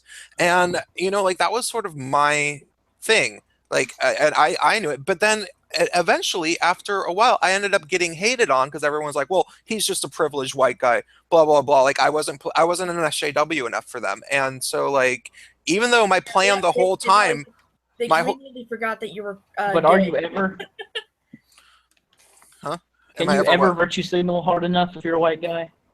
No, you can't. Well, I mean, another issue that I have, because I'm a huge fantasy. I'm a huge fantasy guy. I love fantasy books, and I recently started writing I don't want to say a book, but I recently started writing a story, and one of the characters happens to be, mixed race. He's half black and half white, or half. I won't go into the details, but he's mixed, and it kind of just worked itself out. It's not a defining characteristic, I try to make him his own character. You know, I try to make him a full character. He's not reliant. Oh, you know, if some mixed kid sees that, or some black kid says, oh well, that's a cool character because he's you know he looks like me or he has some aspect of me. That's awesome. But I didn't go out of my way to make that. I just said, yeah, that's what he is. There it is.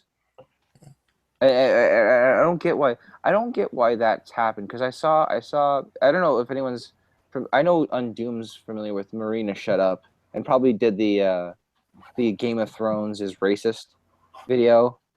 Probably not that one, but I've done like 2 other videos on her. Well, yeah. Well, she basically made the argument that Game of Thrones is racist because there are no black people in it, even though there are. He's the richest man in Koth. Well, and the black people are slaves, and they're probably like, oh, racist. I know, but the problem is, she wants more. She wants more POCs. But even when people told her online to her face, which I personally believe that she's faking being this retarded, that it's based on medieval Europe. Well, it's based off of England. It's based off of Albion. Yeah, well, I mean, that's the point. It's based off a specific time period with a specific group of people. So why the fuck? Because she's a fucking idiot. That's why. Yeah, I think she's actually kind of stupid. You have to look beyond the show. Maybe she has some predisposed mental illness or something. I mean, that's the only justification. The only label you put on them is a mental illness. If you're seriously that stupid to literally complain that Game of Thrones doesn't have any black people in it. I feel bad about Marina Shut Up because I think she's nice. Like, out of all of them, you know, she's not like a fucking like flying vagina monster from hell, like fucking, you know, or like an evil fucking like a knockoff monster from Godzilla. You know, like Cat Black, I would throw a raft to a fish over Cat Black, you know? But like Marina Shut Up seems like a nice person, but she's not smart. She's like just slightly smarter than Riley Dennis. Well, if you look at yeah, I know, right? But if you look at Game of Thrones, like the country, if you look at it, it's strikingly similar to England. But if you look at it, like the North is supposed to be like, you know, Winterfell and all that's supposed to be like Scotland, and then you have like the middle area, which is like Middle England, like Manchester and like Gwynedd and all that shit, and then South England, and then the far north above the wall is supposed to be like representing Vikings and shit, and then what's it? Not the Bravo. The Bravos are supposed to be like Italians, and then and then the what the hell's his name? The Viper or whatever. They're supposed to be from Dorne. They're supposed to be like from they're like Spanish. Oh, they're Spanish? Well, I always thought they were like Persian or something. Well, they're either Persian or Spanish. Huh. Some combination. But the point is this: my issue with this is that the fiction can have those characters, but they are but when they are the sole when that's their sole trait, that they're just X minority or X skin color. It just becomes a clusterfuck of crap. But we have those things. They basically become Bella from Twilight. Yeah. Well, I was asking a guy today. I was like he was talking about, you know, systematic, you know, corruption. It's all white supremacy system for the government. And I'm like, okay, so what proportion of the government needs to be black before it becomes fair to everyone? And he wouldn't give me a straight answer. And I was like, does all of Congress need to be black or something? He's like, that'd be a start. I'd be like, God damn it. That's that'll solve all the world's problems. I was like, you had a black attorney general for like, what, 4 or 5 years? You had a black president for 8. You have a black judge on the Supreme Court. And the CEO of McDonald's was black for a few years. You've got several black billionaires now, where there used to be 0. You've got tons of black celebrities. I mean, like, what? How is it? How is this white supremacy like when, anymore? It's so silly to when- argue that. Well, in Ferguson, after Michael Brown got shot a few years back, there was people talking about how the police department was full of white supremacy. Yeah, the police department is mostly black. Oh, Baltimore's is like when you really were talking about Freddie Gray. Everyone on the Freddie Gray case, every single person who arrested him, except for I think like 2 of the officers, were black. All of them were black except for like 2. The AD, or not the AD, but the district attorney, DA. The DA was black. The mayor's black. I think it was like 9 out of the 13 people on the city council are black. I think 64% of the police is black. Is black, and Loretta Lynch is black, who's the attorney general. It's like, and then they're complaining about white supremacy after Freddie Gray gets killed. It's like, what? How? How is that white supremacy? Well, the thing is though, let's say that we do replace every person in Congress with a black person. Does that automatically conclude that they will have the same opinions when it comes to how to run a country? I mean, according to them, it probably would. Yeah. I mean, well, you know what would happen then? Then we could complain about them being racist because it then would they have never end. It would never end. And then they because probably call them it would Jews definitely if they said the come wrong down to thing. its capitalism. Yeah. Then that would be the problem. It would just be a Capitalism's always a giant. problem. It'd be a giant fucking wheelhouse, and I hate this because what do social I don't know what's a good term for these? Should we just call them just black SJWs? Because I think that's an okay term, but I don't think Blacktivists. They're more Oh, like by the way, black- wait. well, they're black- Before I forget this thought, I actually had a really brilliant moment. I was proud of myself. This fucking guy, this 50-something-year-old gay man who lives in San Francisco, who's an activist. You might have seen him on my timeline, Casey. This guy, I can't say his name because that's rude, but he's I know who you're talking about. He's been in arguments with feminists, like really bad ones, where feminists are horrible to him, and like, it's like, dude, this is fucked up that you're, like, this is a guy who survived AIDS and shit, and these feminists are telling him he has male privilege, and yet he still identifies as a feminist. And so I was like, well, why do you define as a feminist? Why do you define as a feminist? You can be a women's rights advocate. Why do you define as a feminist?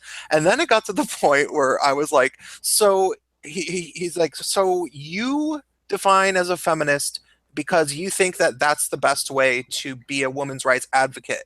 Well, how about this? Do you define as a blacktivist? And he's white.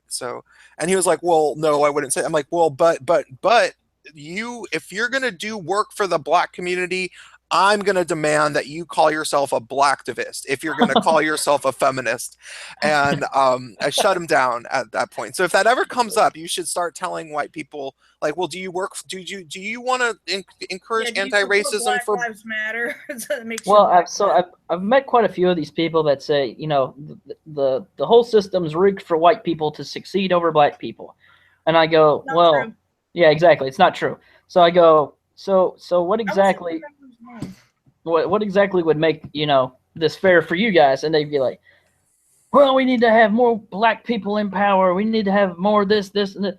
Okay, so what you're saying is fucking run for office. Yeah, exactly. So what you're saying is your community needs to run for office more, and you guys need to vote more. Well, we can't vote. I was like, why can't you vote? Oh, because voter registration laws and stuff. It's like, okay. So what you're saying is Wait, they actually say you're that? just gonna keep yeah. He's like, Wait, who said that? That's hilarious. Some fucking dude on my fucking Facebook group. There's so many of these and my friend keeps fucking inviting him because he keeps seeing me arguing with him on my timeline. So he's like, "Oh, add this person." I was like, "I don't want to add that person." But this fucking group, he's like, well, we need to like reduce voter registration laws. I was like, okay, so you're going to try to increase the likelihood of somebody fake registering to vote and using a fake vote to promote somebody who's probably against someone else's ideals, and if they win by one, how racist do you have to be to believe that black people can't get an ID? I know exactly. It's like, okay, so what you're saying Mark is Dice. I don't mostly like Mark Dice, but that video where he went to the Berkeley and asked, do you guys see that video? That Mark Dice one? Yeah, yes, Yeah, I I did, think and it so. was fucking brilliant. It Yeah, was I don't think so. because I think my issue, I have no issue with voter ID. I think it's actually a very smart way because I get it. Voter ID is supposedly very rare, but the problem is that we want to get it down to 0. So it's just a way. It's just a safeguard. So Yeah. why are they? So this again, this leads me to believe that it's actually more prevalent that a lot of people let on. Well, here's my whole thing. If we want to eliminate voters, like not voter registration laws, but Yeah, voter fraud, I know in what you're saying. general, we need to increase the voter registration laws, and we need to eliminate electronic ballots. Yeah. It's easier for electronic ballots to get hacked into. You can sit there and have the person hand you a paper ballot. They hand you the paper ballot, you scan it in, they're done. It's easy. Electronic ballots are much more complicated. I've never had to vote at one, but I've seen people vote at one, and it's super complicated because it's, you're connected to a fucking system, which then goes into another system, and then it gets put into a database, and then they have to count that up. But if there's something wrong, you got to go back and tally all that up again. So it's got a greater chance to fail and get into the system. So, and it also takes longer to do than just scanning it in. So that's my main point there. But I mean, the guy that we were talking about earlier. He was like, "Yeah, we need to have more black people in office." So it's like, okay, so go vote. Go vote for a black person in the office. He's like, "Well, I can't because there's no one running." It's like, okay, why don't you run then? Well, people would be racist. I'm too lazy. No, he went. So, Actually, he probably has a good reason not to. You cannot run for office if you're a criminal, or you can't vote because you're a criminal and have a right. he's not a criminal. He's not a criminal, but I get what you're coming from. 75% are criminals. Oh yeah, I know. Oh yeah, that's the problem. Yeah. I mean, if there were more black people that ran in office, we wouldn't care. In fact, we'd probably vote for them despite what Obama did. Because that's well, not why the would not? problem. If you like what they're they just don't want. Well, like I was gonna vote for. You'd easily go into other fields and actually be productive, but no, all they want to do is just march around and cry. Well, that's the thing. It's like I was gonna vote for Ben Carson this year, but he wasn't the fucking presidential nominee, so unfortunately I didn't get to vote for him. Oh, really? Me too.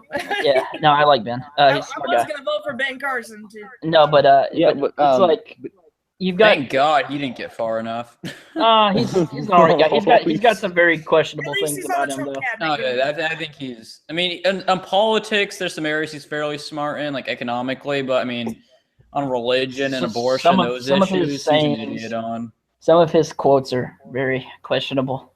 But no, I think, like, doesn't he believe Noah's Ark cap and all that kind of shit? Well, I mean, yeah, but a lot of people do. Terminator left. Oh yeah. Well, my issue my issue with the whole notion of representation, again, it comes down to these people wouldn't be just representing black people; they would be representing essentially everyone. They're representing not just their black community; they're representing their community at large. And I don't think a lot of political activists on the left see that they're not just presenting the arguments for one group. They're not presenting, like, if they're a feminist running, like Brianna Wu, she's not just, she's not presenting arguments or like stuff like legislation for, transgenders or for feminists or for people who liked her in Gamergate. She's presenting arguments for her constituents. And if you want to present arguments for your constituents, you have to listen to all of them, not just cut them off whenever they say something you disagree with. Well, yeah, that's the main crux of the problem. They don't. My issue with most politicians is that they have a very narrow view of who their constituency is, because once you get elected, once you're actually in the office, you're not just serving the members of. You're not just serving of those who vote for you. I take a very holistic view. Or just yourself. I take a holistic view of the government, and that even a senator of a small state, you still are there to serve the collective good of everyone. You were there to Name make the countries that you don't belong in. Well, no. The basically what it means is, make our country better. Yes, you still at the end of the day you still have to work within your state on state level shit.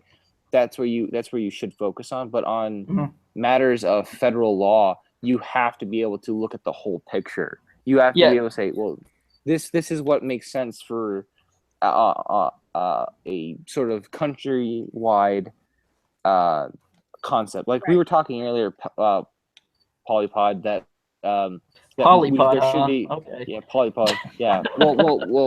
Well. Okay. Whatever. That's why I couldn't stand Hillary Clinton, because her phrase was "I'm with her," and I'm thinking, okay, what does she stand for?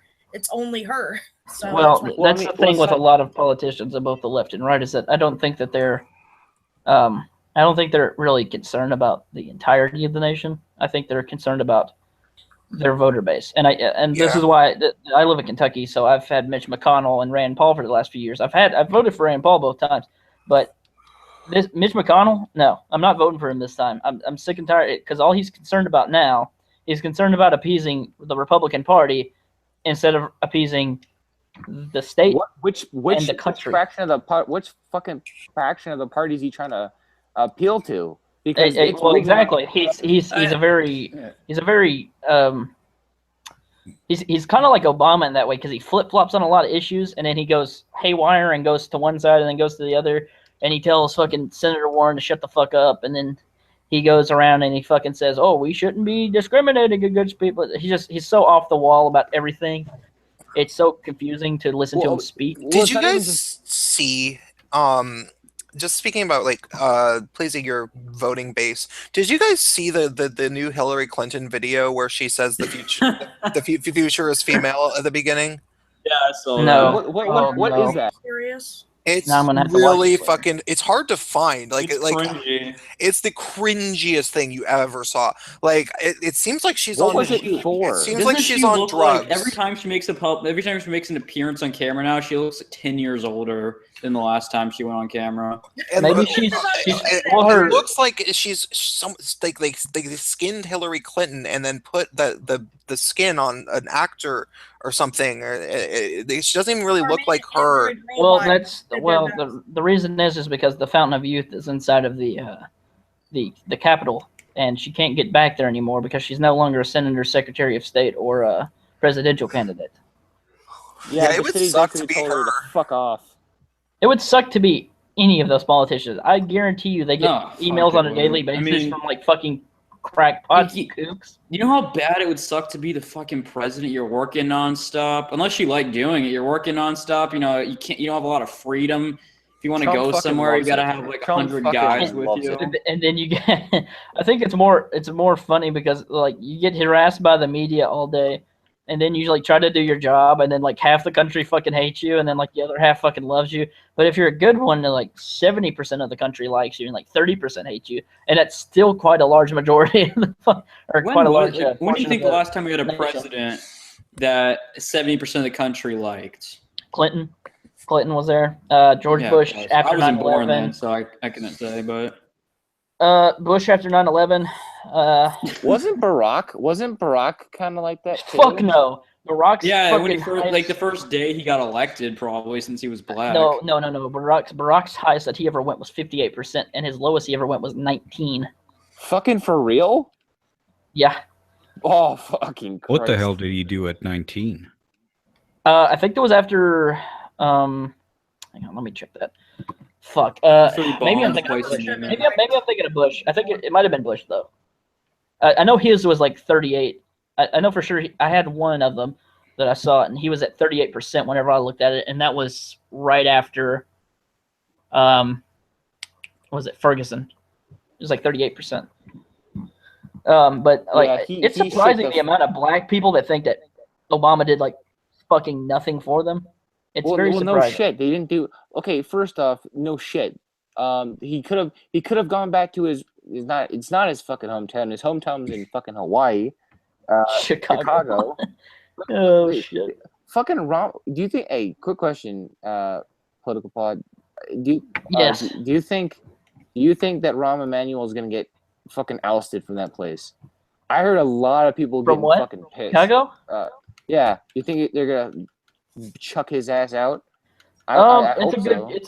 it's a good possibility, but I doubt I doubt it. There's still heavily Democrat areas. Yeah, that's one of those why things. Illinois became a blue state, even though everybody else voted for Trump, including me, obviously. And just so you know, I do live in the St. Louis area. No, he didn't do jack shit. Oh, I know. Well, I was over. I am No, that's the witness thing. to this.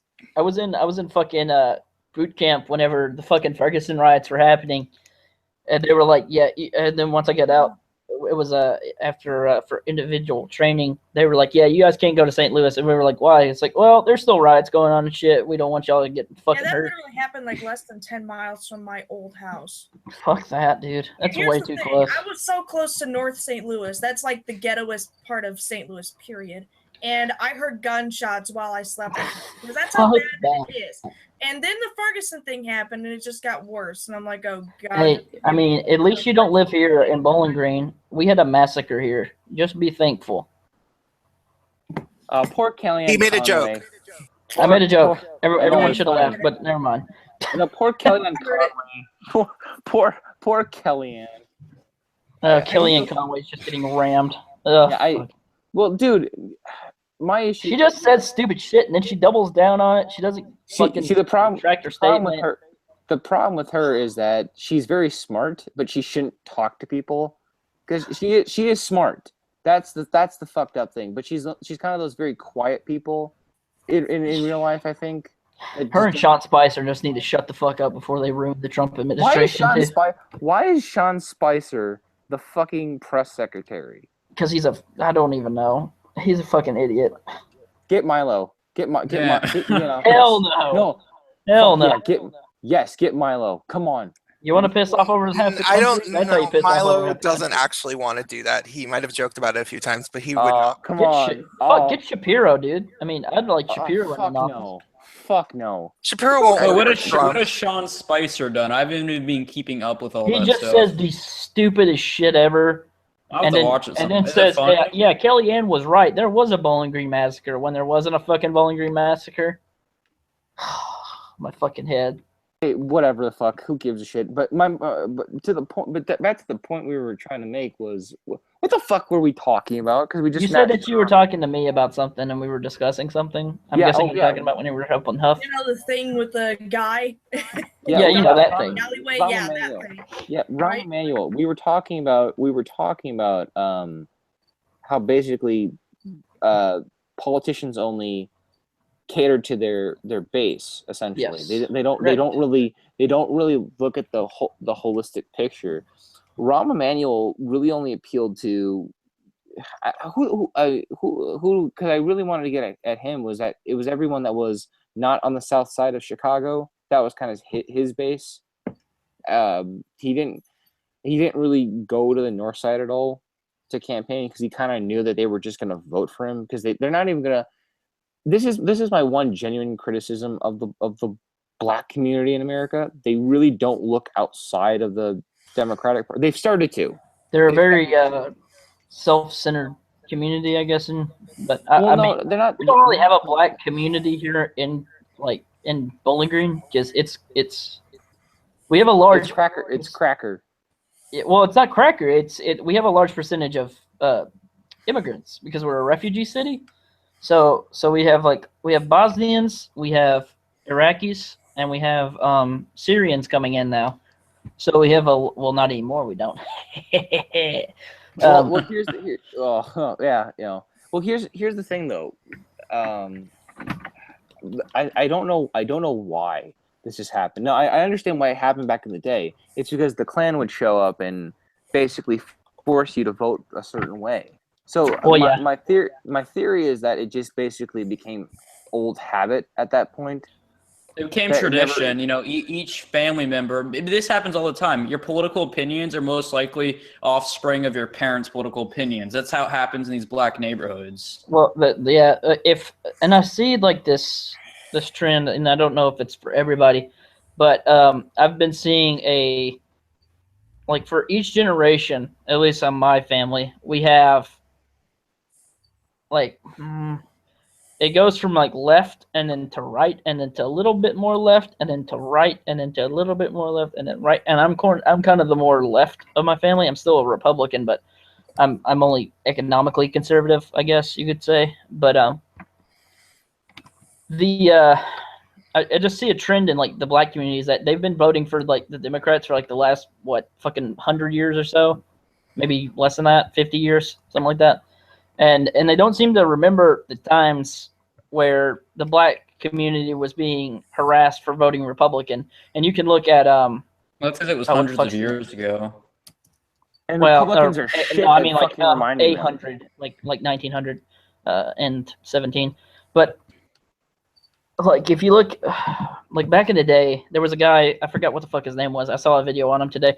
He was one of the guys who started like the first African American baseball team and like all this other shit. And he was helping Frederick Douglass during the fucking war. But during the first elections that blacks could vote in, he was killed because Democrats were going up to voting stations and they were harassing people who voted Republican because the Republican Party was the party of the black man back in the day. But like you see like this trend of like Democrats have been bullying people to vote a certain way since like the 1800s. It's from like 1865 till now. If it's not one way, it's the fucking other. It's you got black voters getting harassed, then you got fucking, Japanese voters getting harassed, then you got white voters being harassed because they're voting for the Republican Party, which is seen as the racist party magically now. So I mean, black Republicans were harassed plenty during this election too. Oh yeah, they definitely were. It's just harassment on a steady basis by the Democrats. And the crazy thing is that black Republicans are coming out in force now, or black libertarians. Like you got that guy T coming out now.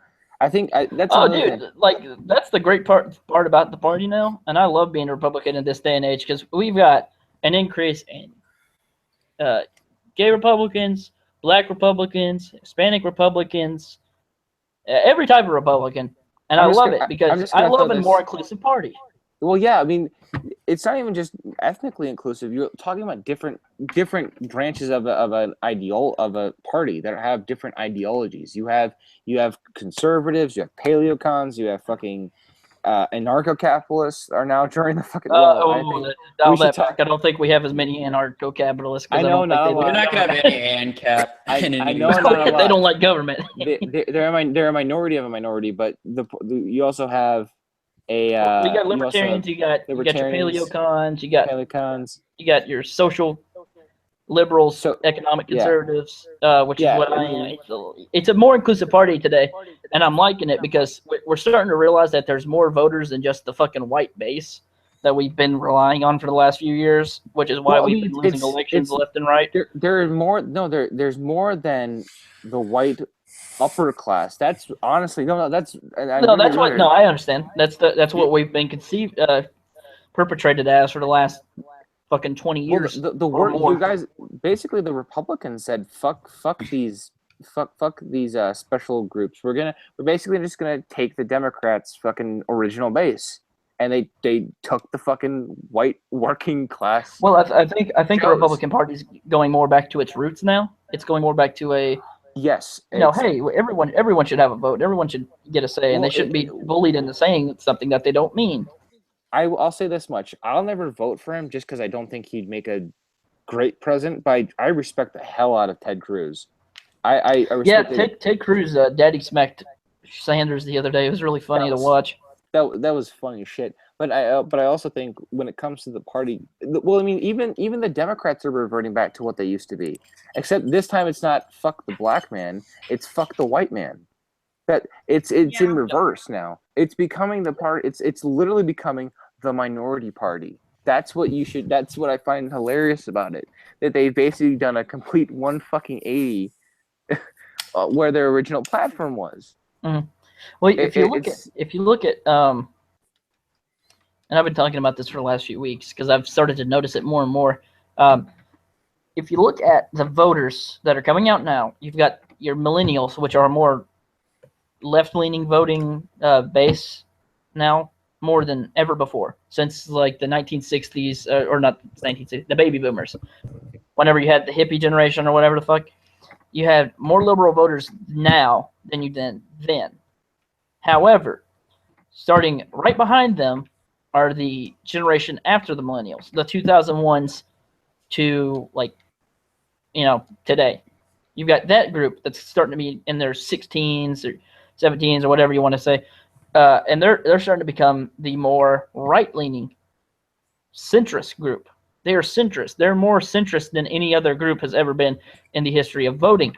Well, Generation Z is going to be fucking more conservative. The ones. Yeah, that's what I'm saying. Yeah. Yeah. Well, if you look at, I don't think necessarily think they'd be more conservative. I think more libertarian, more right leaning. no, To that's say what I'm saying. conservative is That's what I'm overreach. saying. They're centrist leaning right.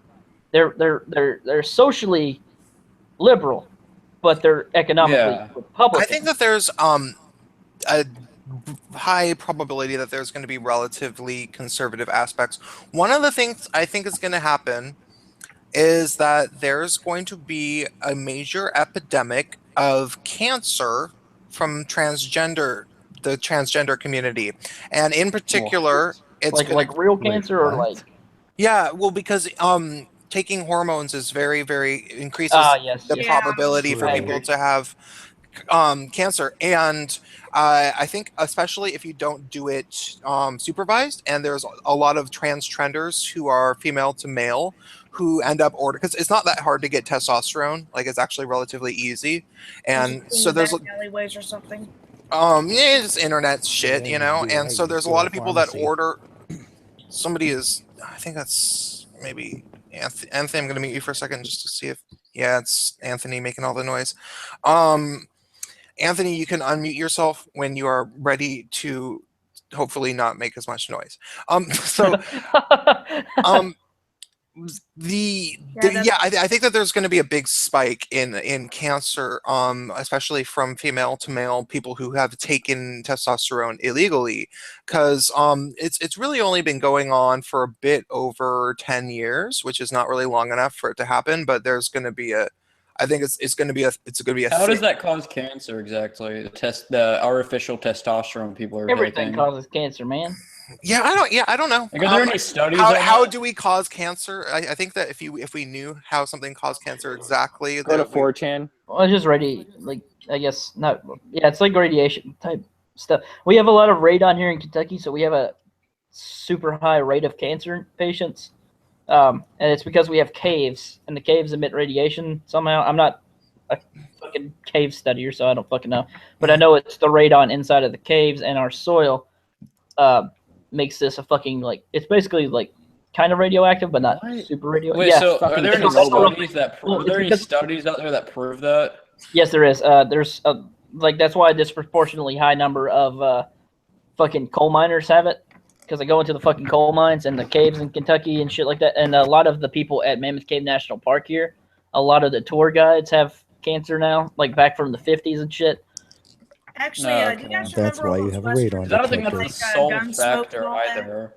I mean, 'cause when you look at country, like other poor countries, like over in China that have those types of jobs, the cancer rates are a lot lower there with that kind of stuff. Well, it's not just the coal miners. Hang on, let me look this up again. Fuck, I had to study over it because it was kind of interesting because Kentucky has a very high rate of cancer. Well, as I was saying, if anybody watched Gunsmoke or any Western, they were always filming in like Nevada where they were dropping all those bombs and whatnot. So everybody ended up getting cancer from the radiation poisoning that nobody really knew about. So I don't know if you've seen the actor died of cancer. I don't know if you saw the there was a study, or not study, but a documentary over this fucking town that was in Nevada, and it was it was a little bit. I think it's north or south of Las Vegas, and basically you could go up on a hill and you could see the radiation, or not the radiation, but the blast from the nukes that they were dropping over it. Too close. No, yeah, it was really close because people were getting cancer and dying, and kids were growing up with fucking arms and shit. And there's this girl who was telling a story about the fucking was it the birthing of some type of animal? I think it was a ram or something, or a lamb, or some type of livestock, and the fucking things were coming out with 3 eyeballs or 2 arms. Yeah, like fuck yeah, it was fucked up. Well, the radiation was. Well, this was like in the 80s, you said, or some shit. No, the 50s. It was in the 50s. Oh, the 50s. Yeah, and the radiation would fucking come in from the blast zone, and it would fucking start proliferating into the town, and they had to evacuate everyone from that town because people were dying left, right, and center from cancer. Well, my point that I brought was why I brought that up before is just that I think that if there was a big giant cancer epidemic, that would be likely to lead to some conservatism from the if it was some sort of backlash from transgender plague, it would be like the new AIDS sort of. I hear this. So wait, so what was the study again you said about artificial testosterone causing cancer? Oh, I don't know. But it's people talk about it. I mean, it's not. I don't. So you don't know if it's true or not. Is what you're saying? No, I know it's. I mean, no. I've known a lot of transgender people in my life, and they all say pretty unanimously that there's a lot of risks of cancer. It's a pretty well known thing within the transgender community. I can only assume that they're telling me the truth because this is something that they're potentially risking themselves. Yeah. So the study I found on cancer in Kentucky. So there's various causes for it, but radon is a very big part of it. Kentucky is a rural state that grows tobacco, and it's one of our main staple crops here. So a lot of people smoke here, and our main effect of our main thing of cancer, like our main type of cancer, is lung cancer. So you have smoking, plus radon, plus obesity, plus. So when you combine all those things, it's the real epidemic. We have the highest rate of cancer in the. I think it's like 50% of all Kentuckians get cancer or something shit like that. Because like I was saying earlier, how there's poorer countries like China. There's poor countries like China and places in South America that work in those types of horrendous conditions, like coal mining, where children are working in there. Yet the cancer rates and disease rates are a lot lower, and the reason why is because they're not smoking all the time. Their diets are a lot cleaner than American diets, and there's a lot of different lifestyle changes that are a bit healthier than ours. Yeah, well, it's like real stuff. It's not like fucking artificially made and shit like that. But cancer coming from like coal and the fucking radon inside of the damn caves isn't helping at all. So, yeah, it fucking sucks. So that's why I'm fucking moving. Hopefully, God, please get me out here before I get cancer. What is it? What's even in Kentucky? Is it pretty much just a coal state? Well, in the eastern portion of the state, which I think should just be part of West Virginia because it's fucking dragging everyone else under. There's coal mines. That's called the Eastern Coal Fields. And in the west, you've got Paducah, which is like the fucking little panhandle that we got there. It's got Paducah. It's connected to like fucking Missouri and all that shit. We got the Mississippi River, I believe, touches us at one point. Yeah, it's about black here. Yeah, and we have the Ohio River, which is one of the main. Also black. Yeah, it's pretty much. Yeah, we have Louisville. It's pretty much black. Trust me. Yeah, Louisville's also pretty much black. About 27% of the black population. Dude, I love Louisville. About the river, man. Oh yeah. Well, yeah. The river. Hey, why are you guys putting our live fucking right by it? I know what color it is. Oh yeah. Why are you guys polluting our lovely river? It starts in my state. Fuck Ohio. Yeah, seriously, Ohio River looks good in Pennsylvania. You are the only two fucking states that have ever gone to war with each other. Did you know that? Oh, really? Literally went to war over a fucking Toledo. Over fucking Toledo. Fucking the hell's in Christ. Toledo? Yeah, Toledo, Ohio. I was Toledo, but you got me 2 times. Well, no. Where are you moving to, man? Hopefully Nashville. I don't know.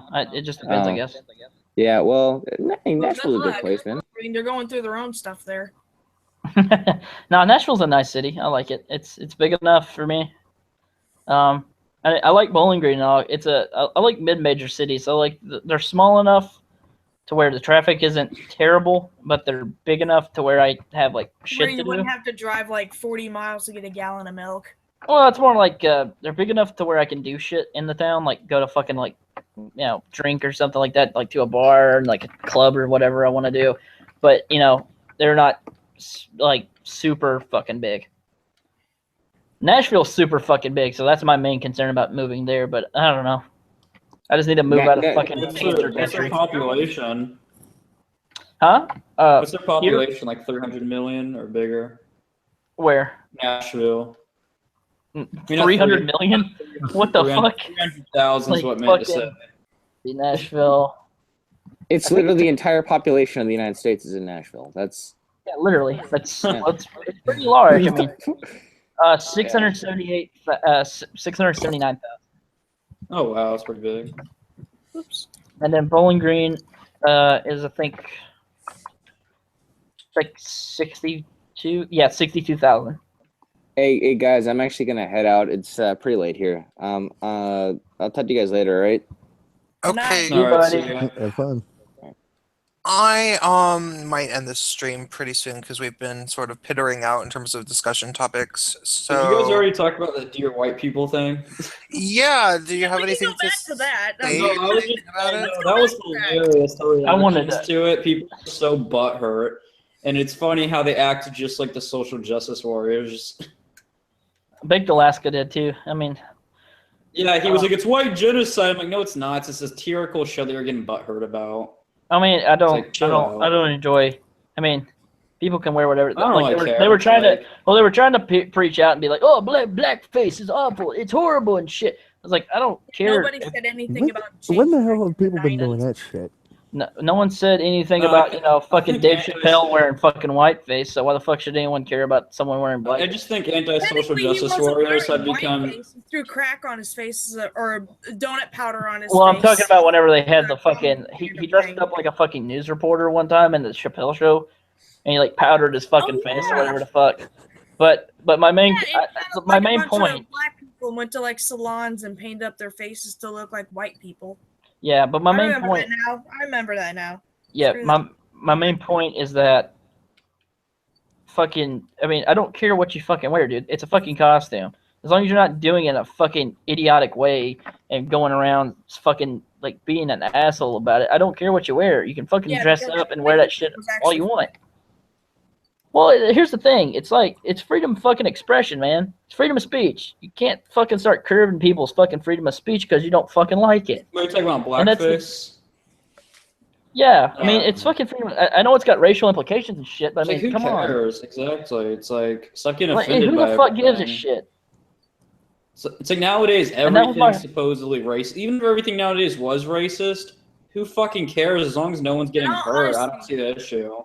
As long as someone's if someone's not getting hurt by it, they're I would make the point that that it's almost as if things that have some sort of a weird history of racism attached to them, that things that aren't necessarily, like putting black makeup on your face or dark brown makeup on your face is not necessarily actually racist. You're not you're not harming anybody, and you're not even judging anybody by the color of their skin.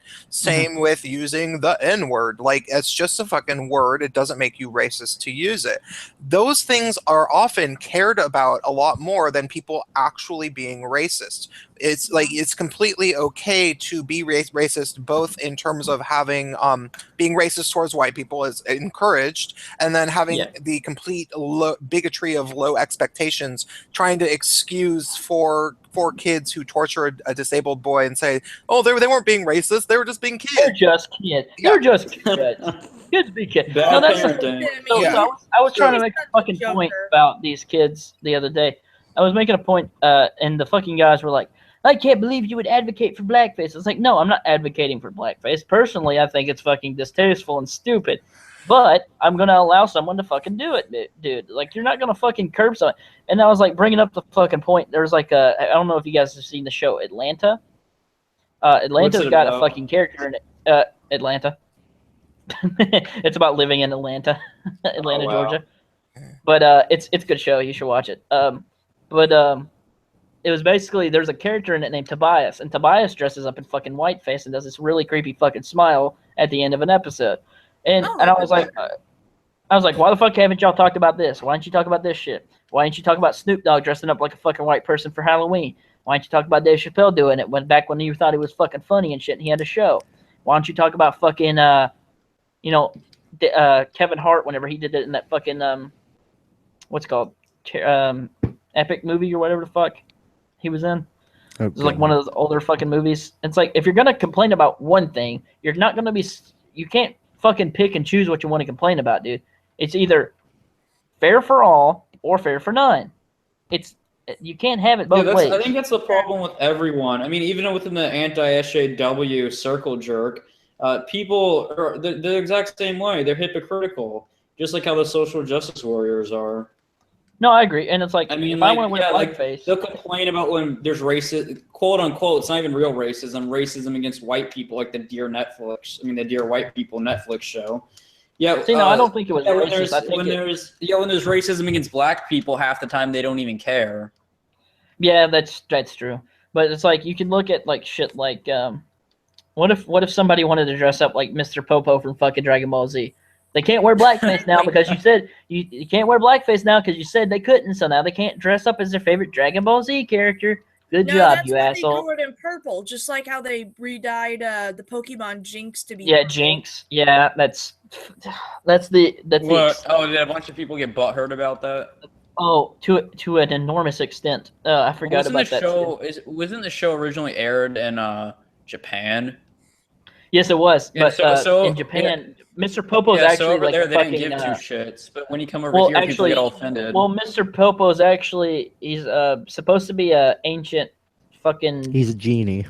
Is he a genie? I'm no. calling him a genie. What else are you gonna According call to the him? Daijin show, he's a genie. In Japanese culture, I think he's like some type of fucking religious deity or some shit, or a fucking demon. I can't remember. Well, I you remember consider Tommy was literally called God. He was a demon. Yeah. Hi. Hi.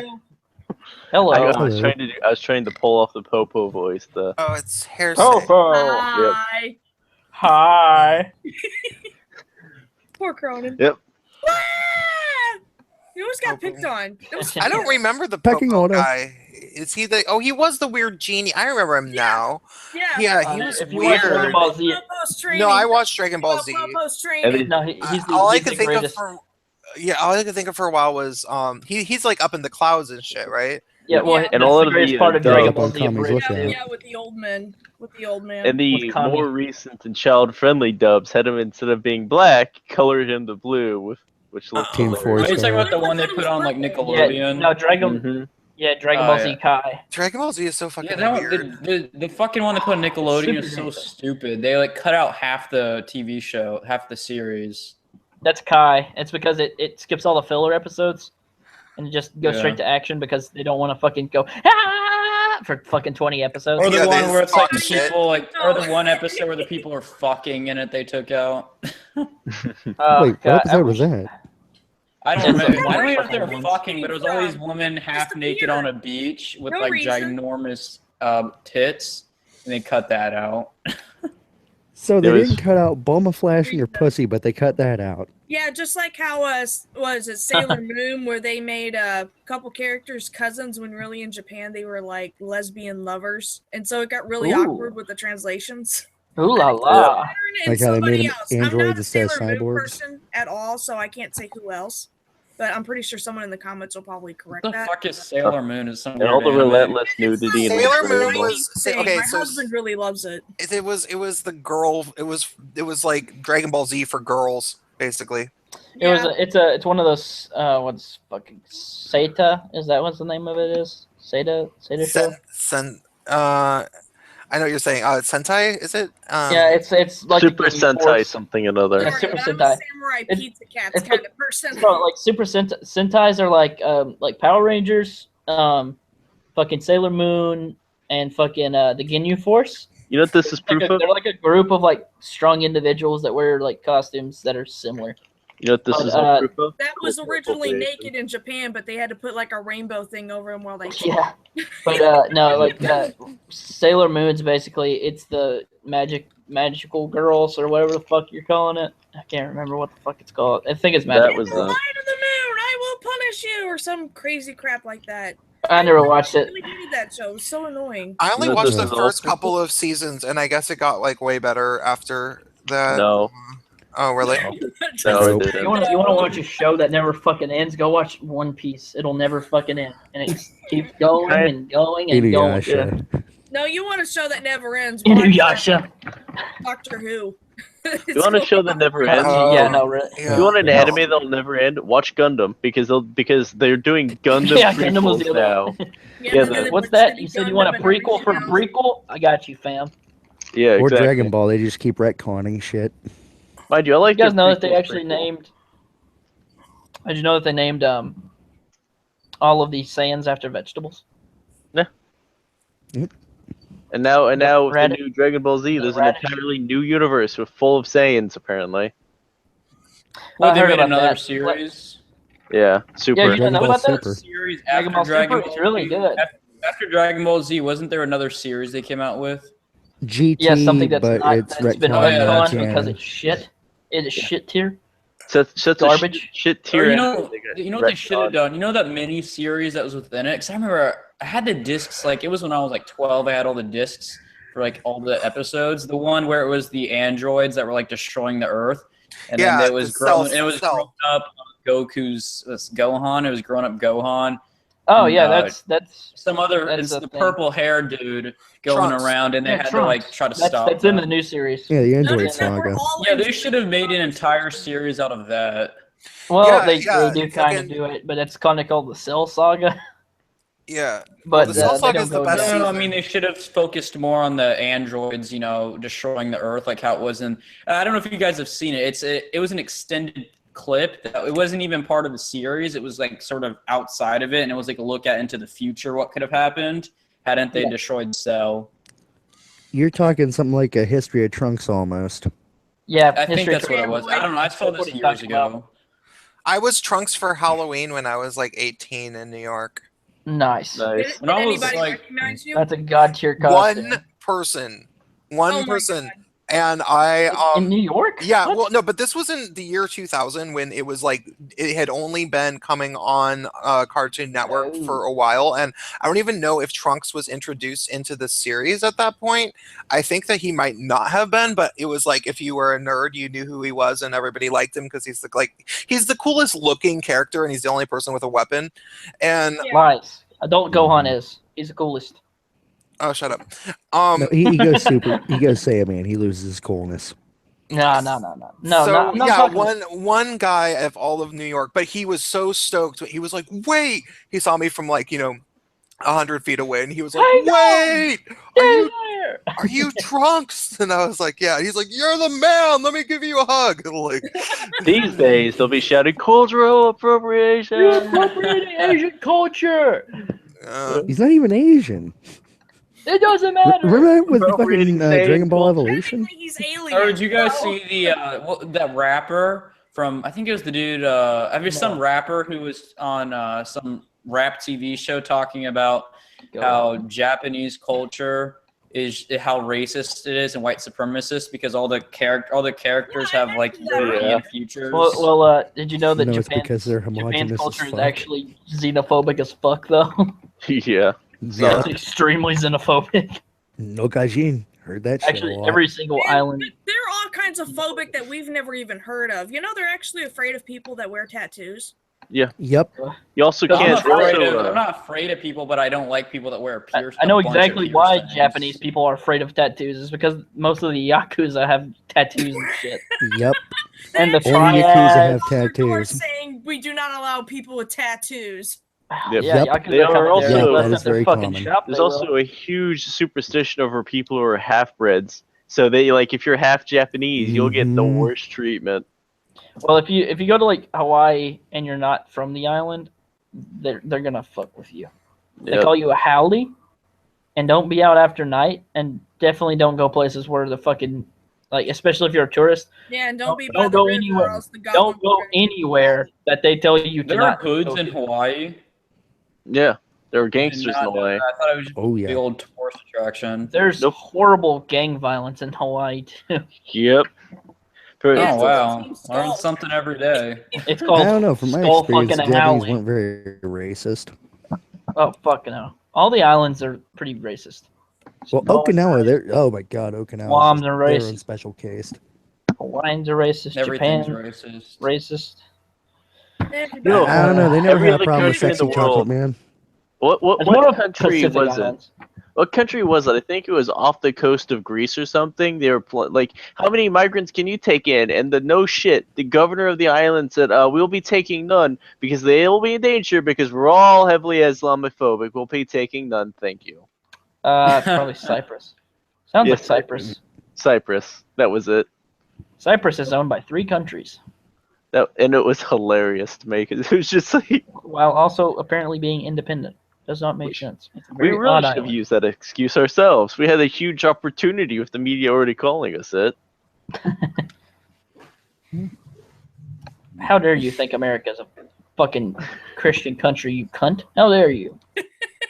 What do you Oh, think? God. You think like fucking over half the population's fucking Christian or something? You idiot! How dare you? Did you hear we're about to have a second Gamergate? Oh, What the no. hell is Not Gamergate? again.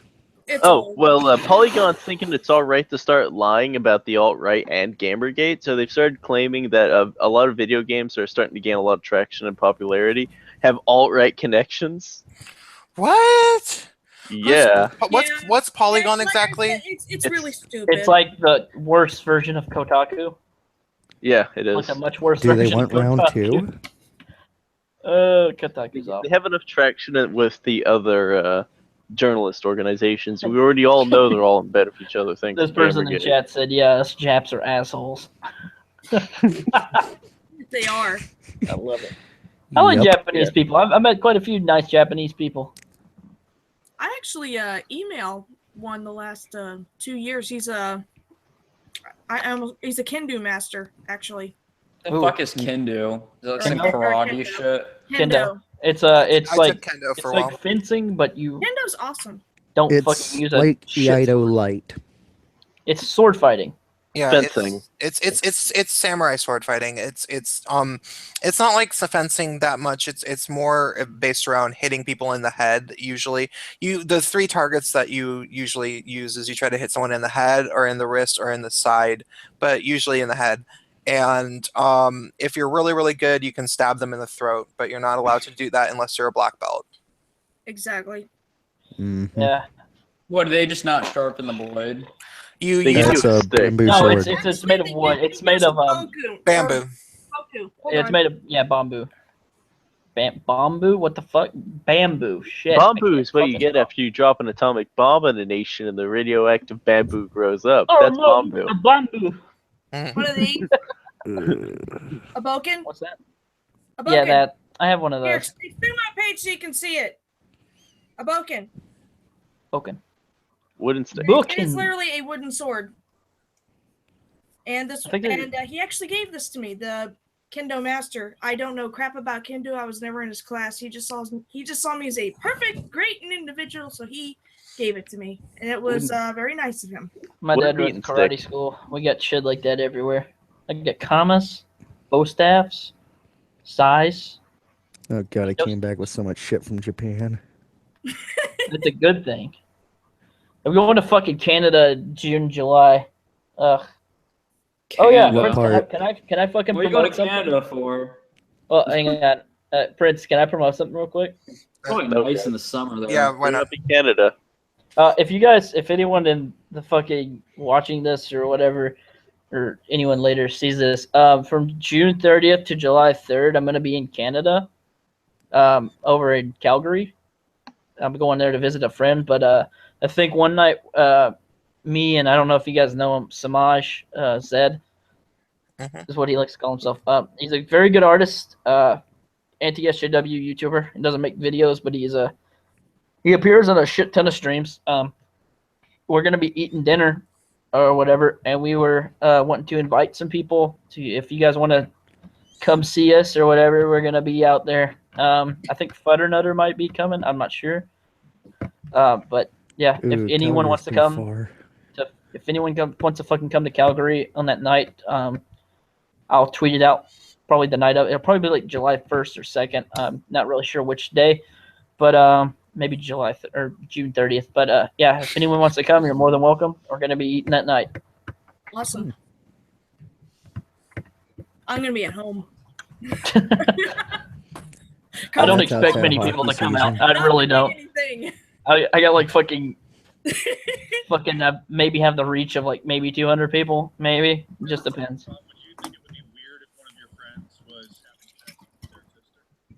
Ugh.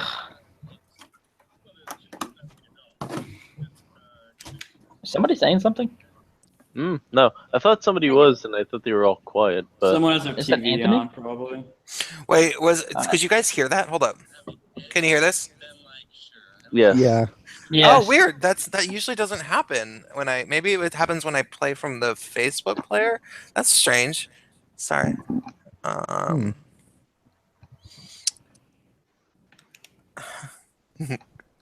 was God tier. Yeah, I was just looking through Facebook. God tier. Looking through the cancer that is your mention today. I come to Casca invited me to Louisville. I love Louisville. However, I don't like being killed. So I will think about it, definitely. I do enjoy Louisville food because it seems like every other fucking week. Have you guys ever seen Diners, Drive-Ins, and Dives or whatever the fuck that Food Channel show? No. Or Food I've Network heard of it. show? With It's like this fucking dude named Guy Ferrari, and he goes like all these fucking really good hole-in-the-wall places, and he eats at them. It seems like every other fucking week he's coming to Kentucky, especially Louisville. Man, Louisville's got lots of good dude, did you hear how I've heard that guy, the way he doesn't stay fat as fuck is because when he's not on the show, he's on like some strict diet. Yet the dude, I'm like, god damn, the dude is still fat as fuck though. I mean, like, he must be eating all the time. No shit, that's kind of his job. Eating's a crime. Yeah. Have you guys? You guys ever watch Man vs. Food? Oh God. No. I really Oh don't watch god, it. dude! That dude eats pounds and pounds and pounds of food. Isn't it that guy that was made fun of by Leafy at one point? That one guy that looked like a human? No. gerbil? That's the fucking what's his Joey Super Cool Food Reviews. Oh god, that's the name. Who's Joey Super Cool? Is he a guy on YouTube who like He's just in, eats like- a bunch of food? Yes, he's a rest food of the reviewer, cat dude. He's the greatest ever. He is so. He eats food and then he like pretends to throw up or what. He just Gorgeous God, that himself. sounds so he preppy. spurges. He He spurges gorgeous on his himself food. on food He that just you shoves right it in his mouth and then he Yeah. like eats it too fast and he's like.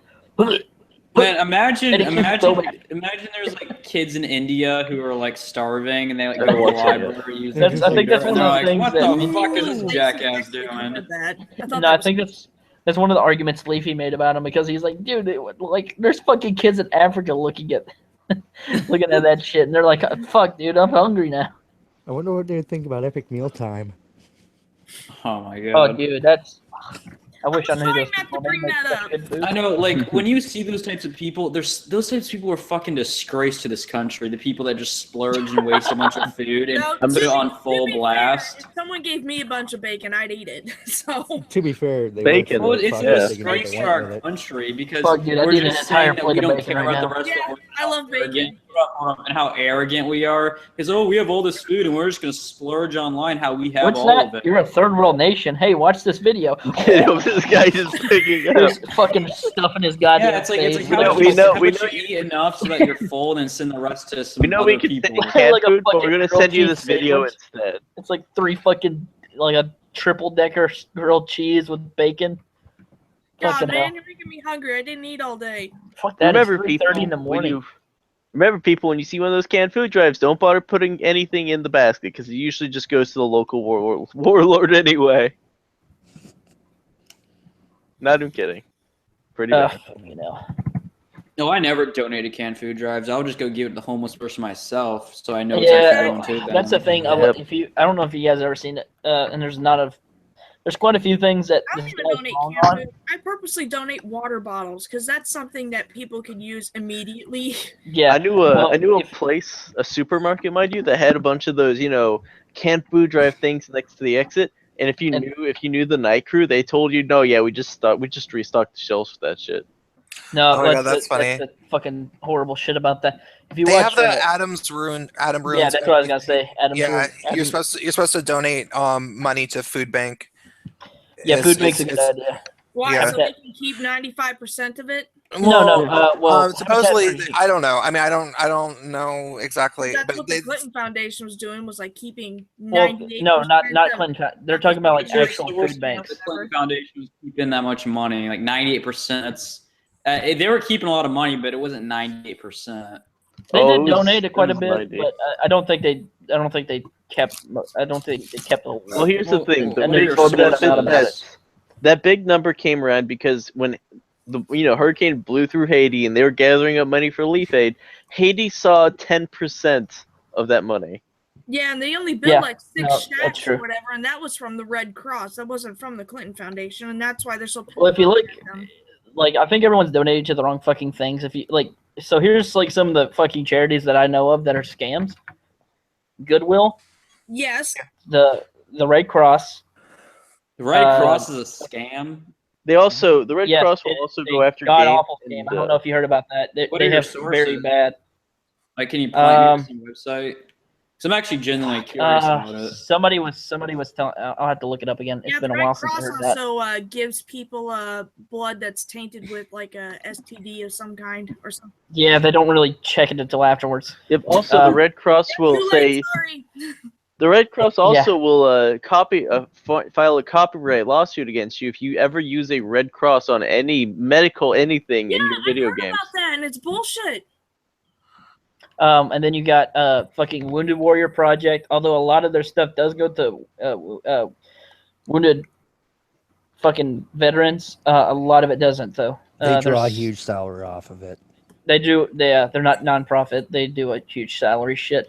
But the ones that actually do work, Salvation Army, you can always donate to Salvation Army because that shit, 100% of that goes to the What people about it's meant to go to. what's the organization called? But it's where they help people that got burned.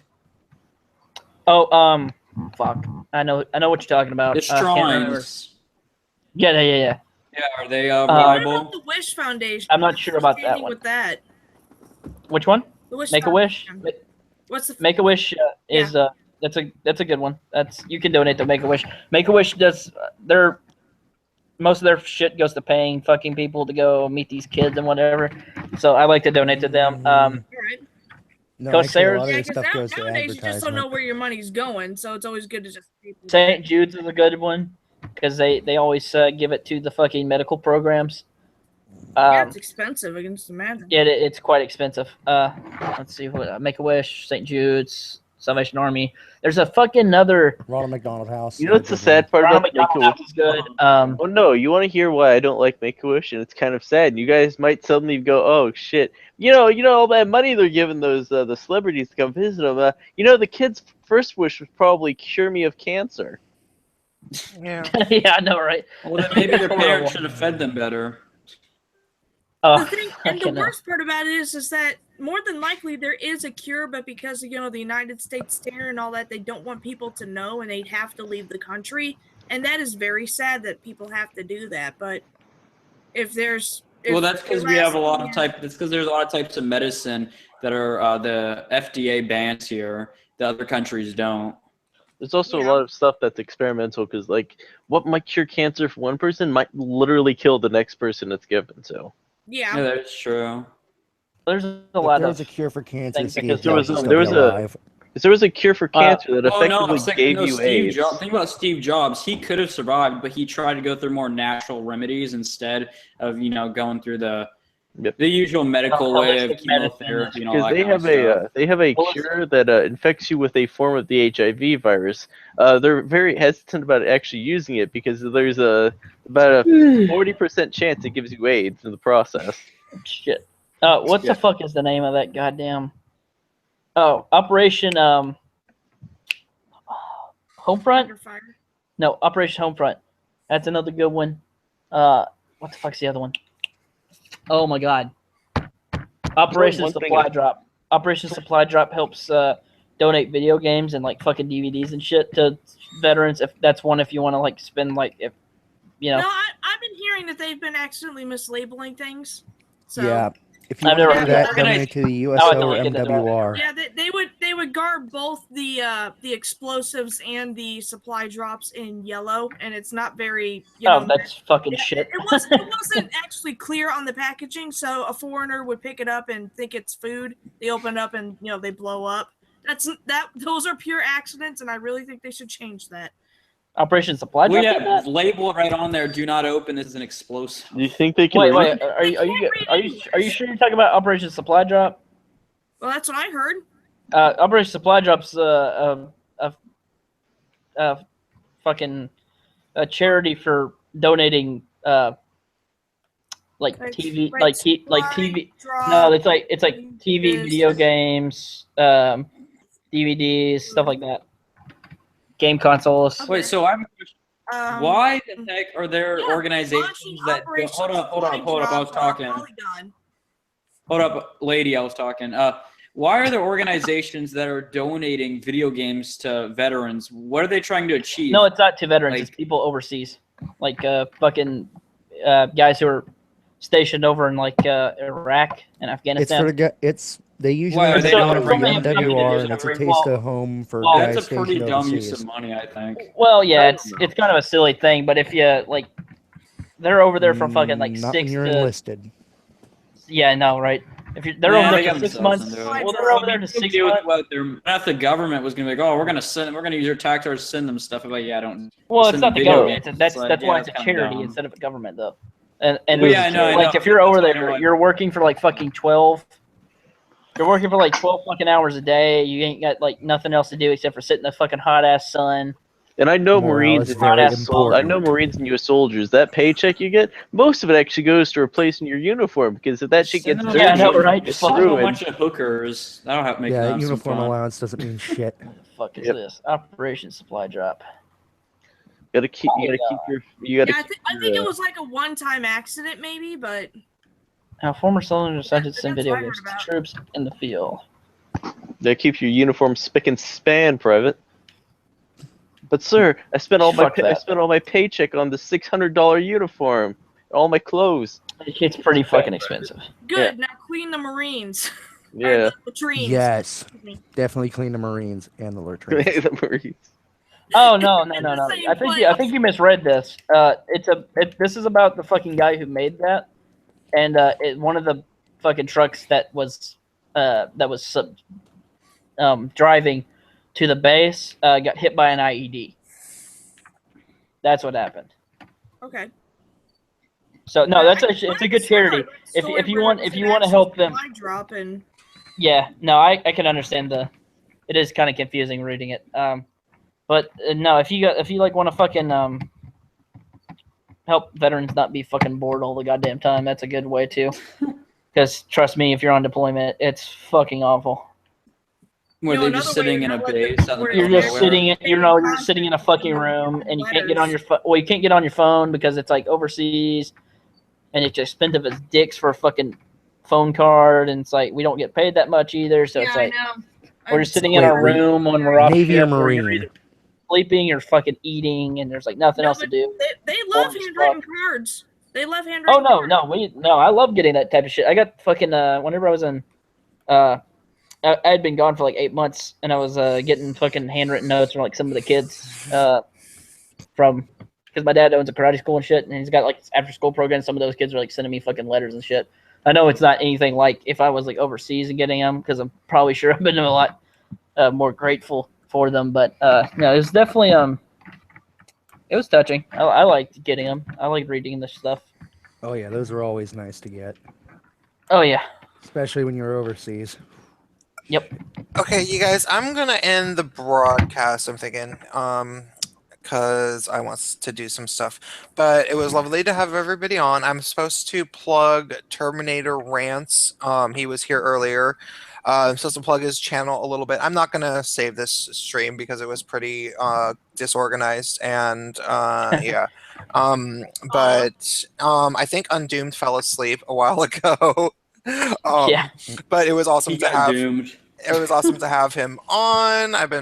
We've been talking about streaming for months, and as I said, I finally caught him at a good moment, even though it was 15 minutes before the stream, and it was a very random. I enjoyed it. Yeah, it was. We were on good notes and everything. It's a nice change of pace. Yeah, and I stayed completely sober, which is rare.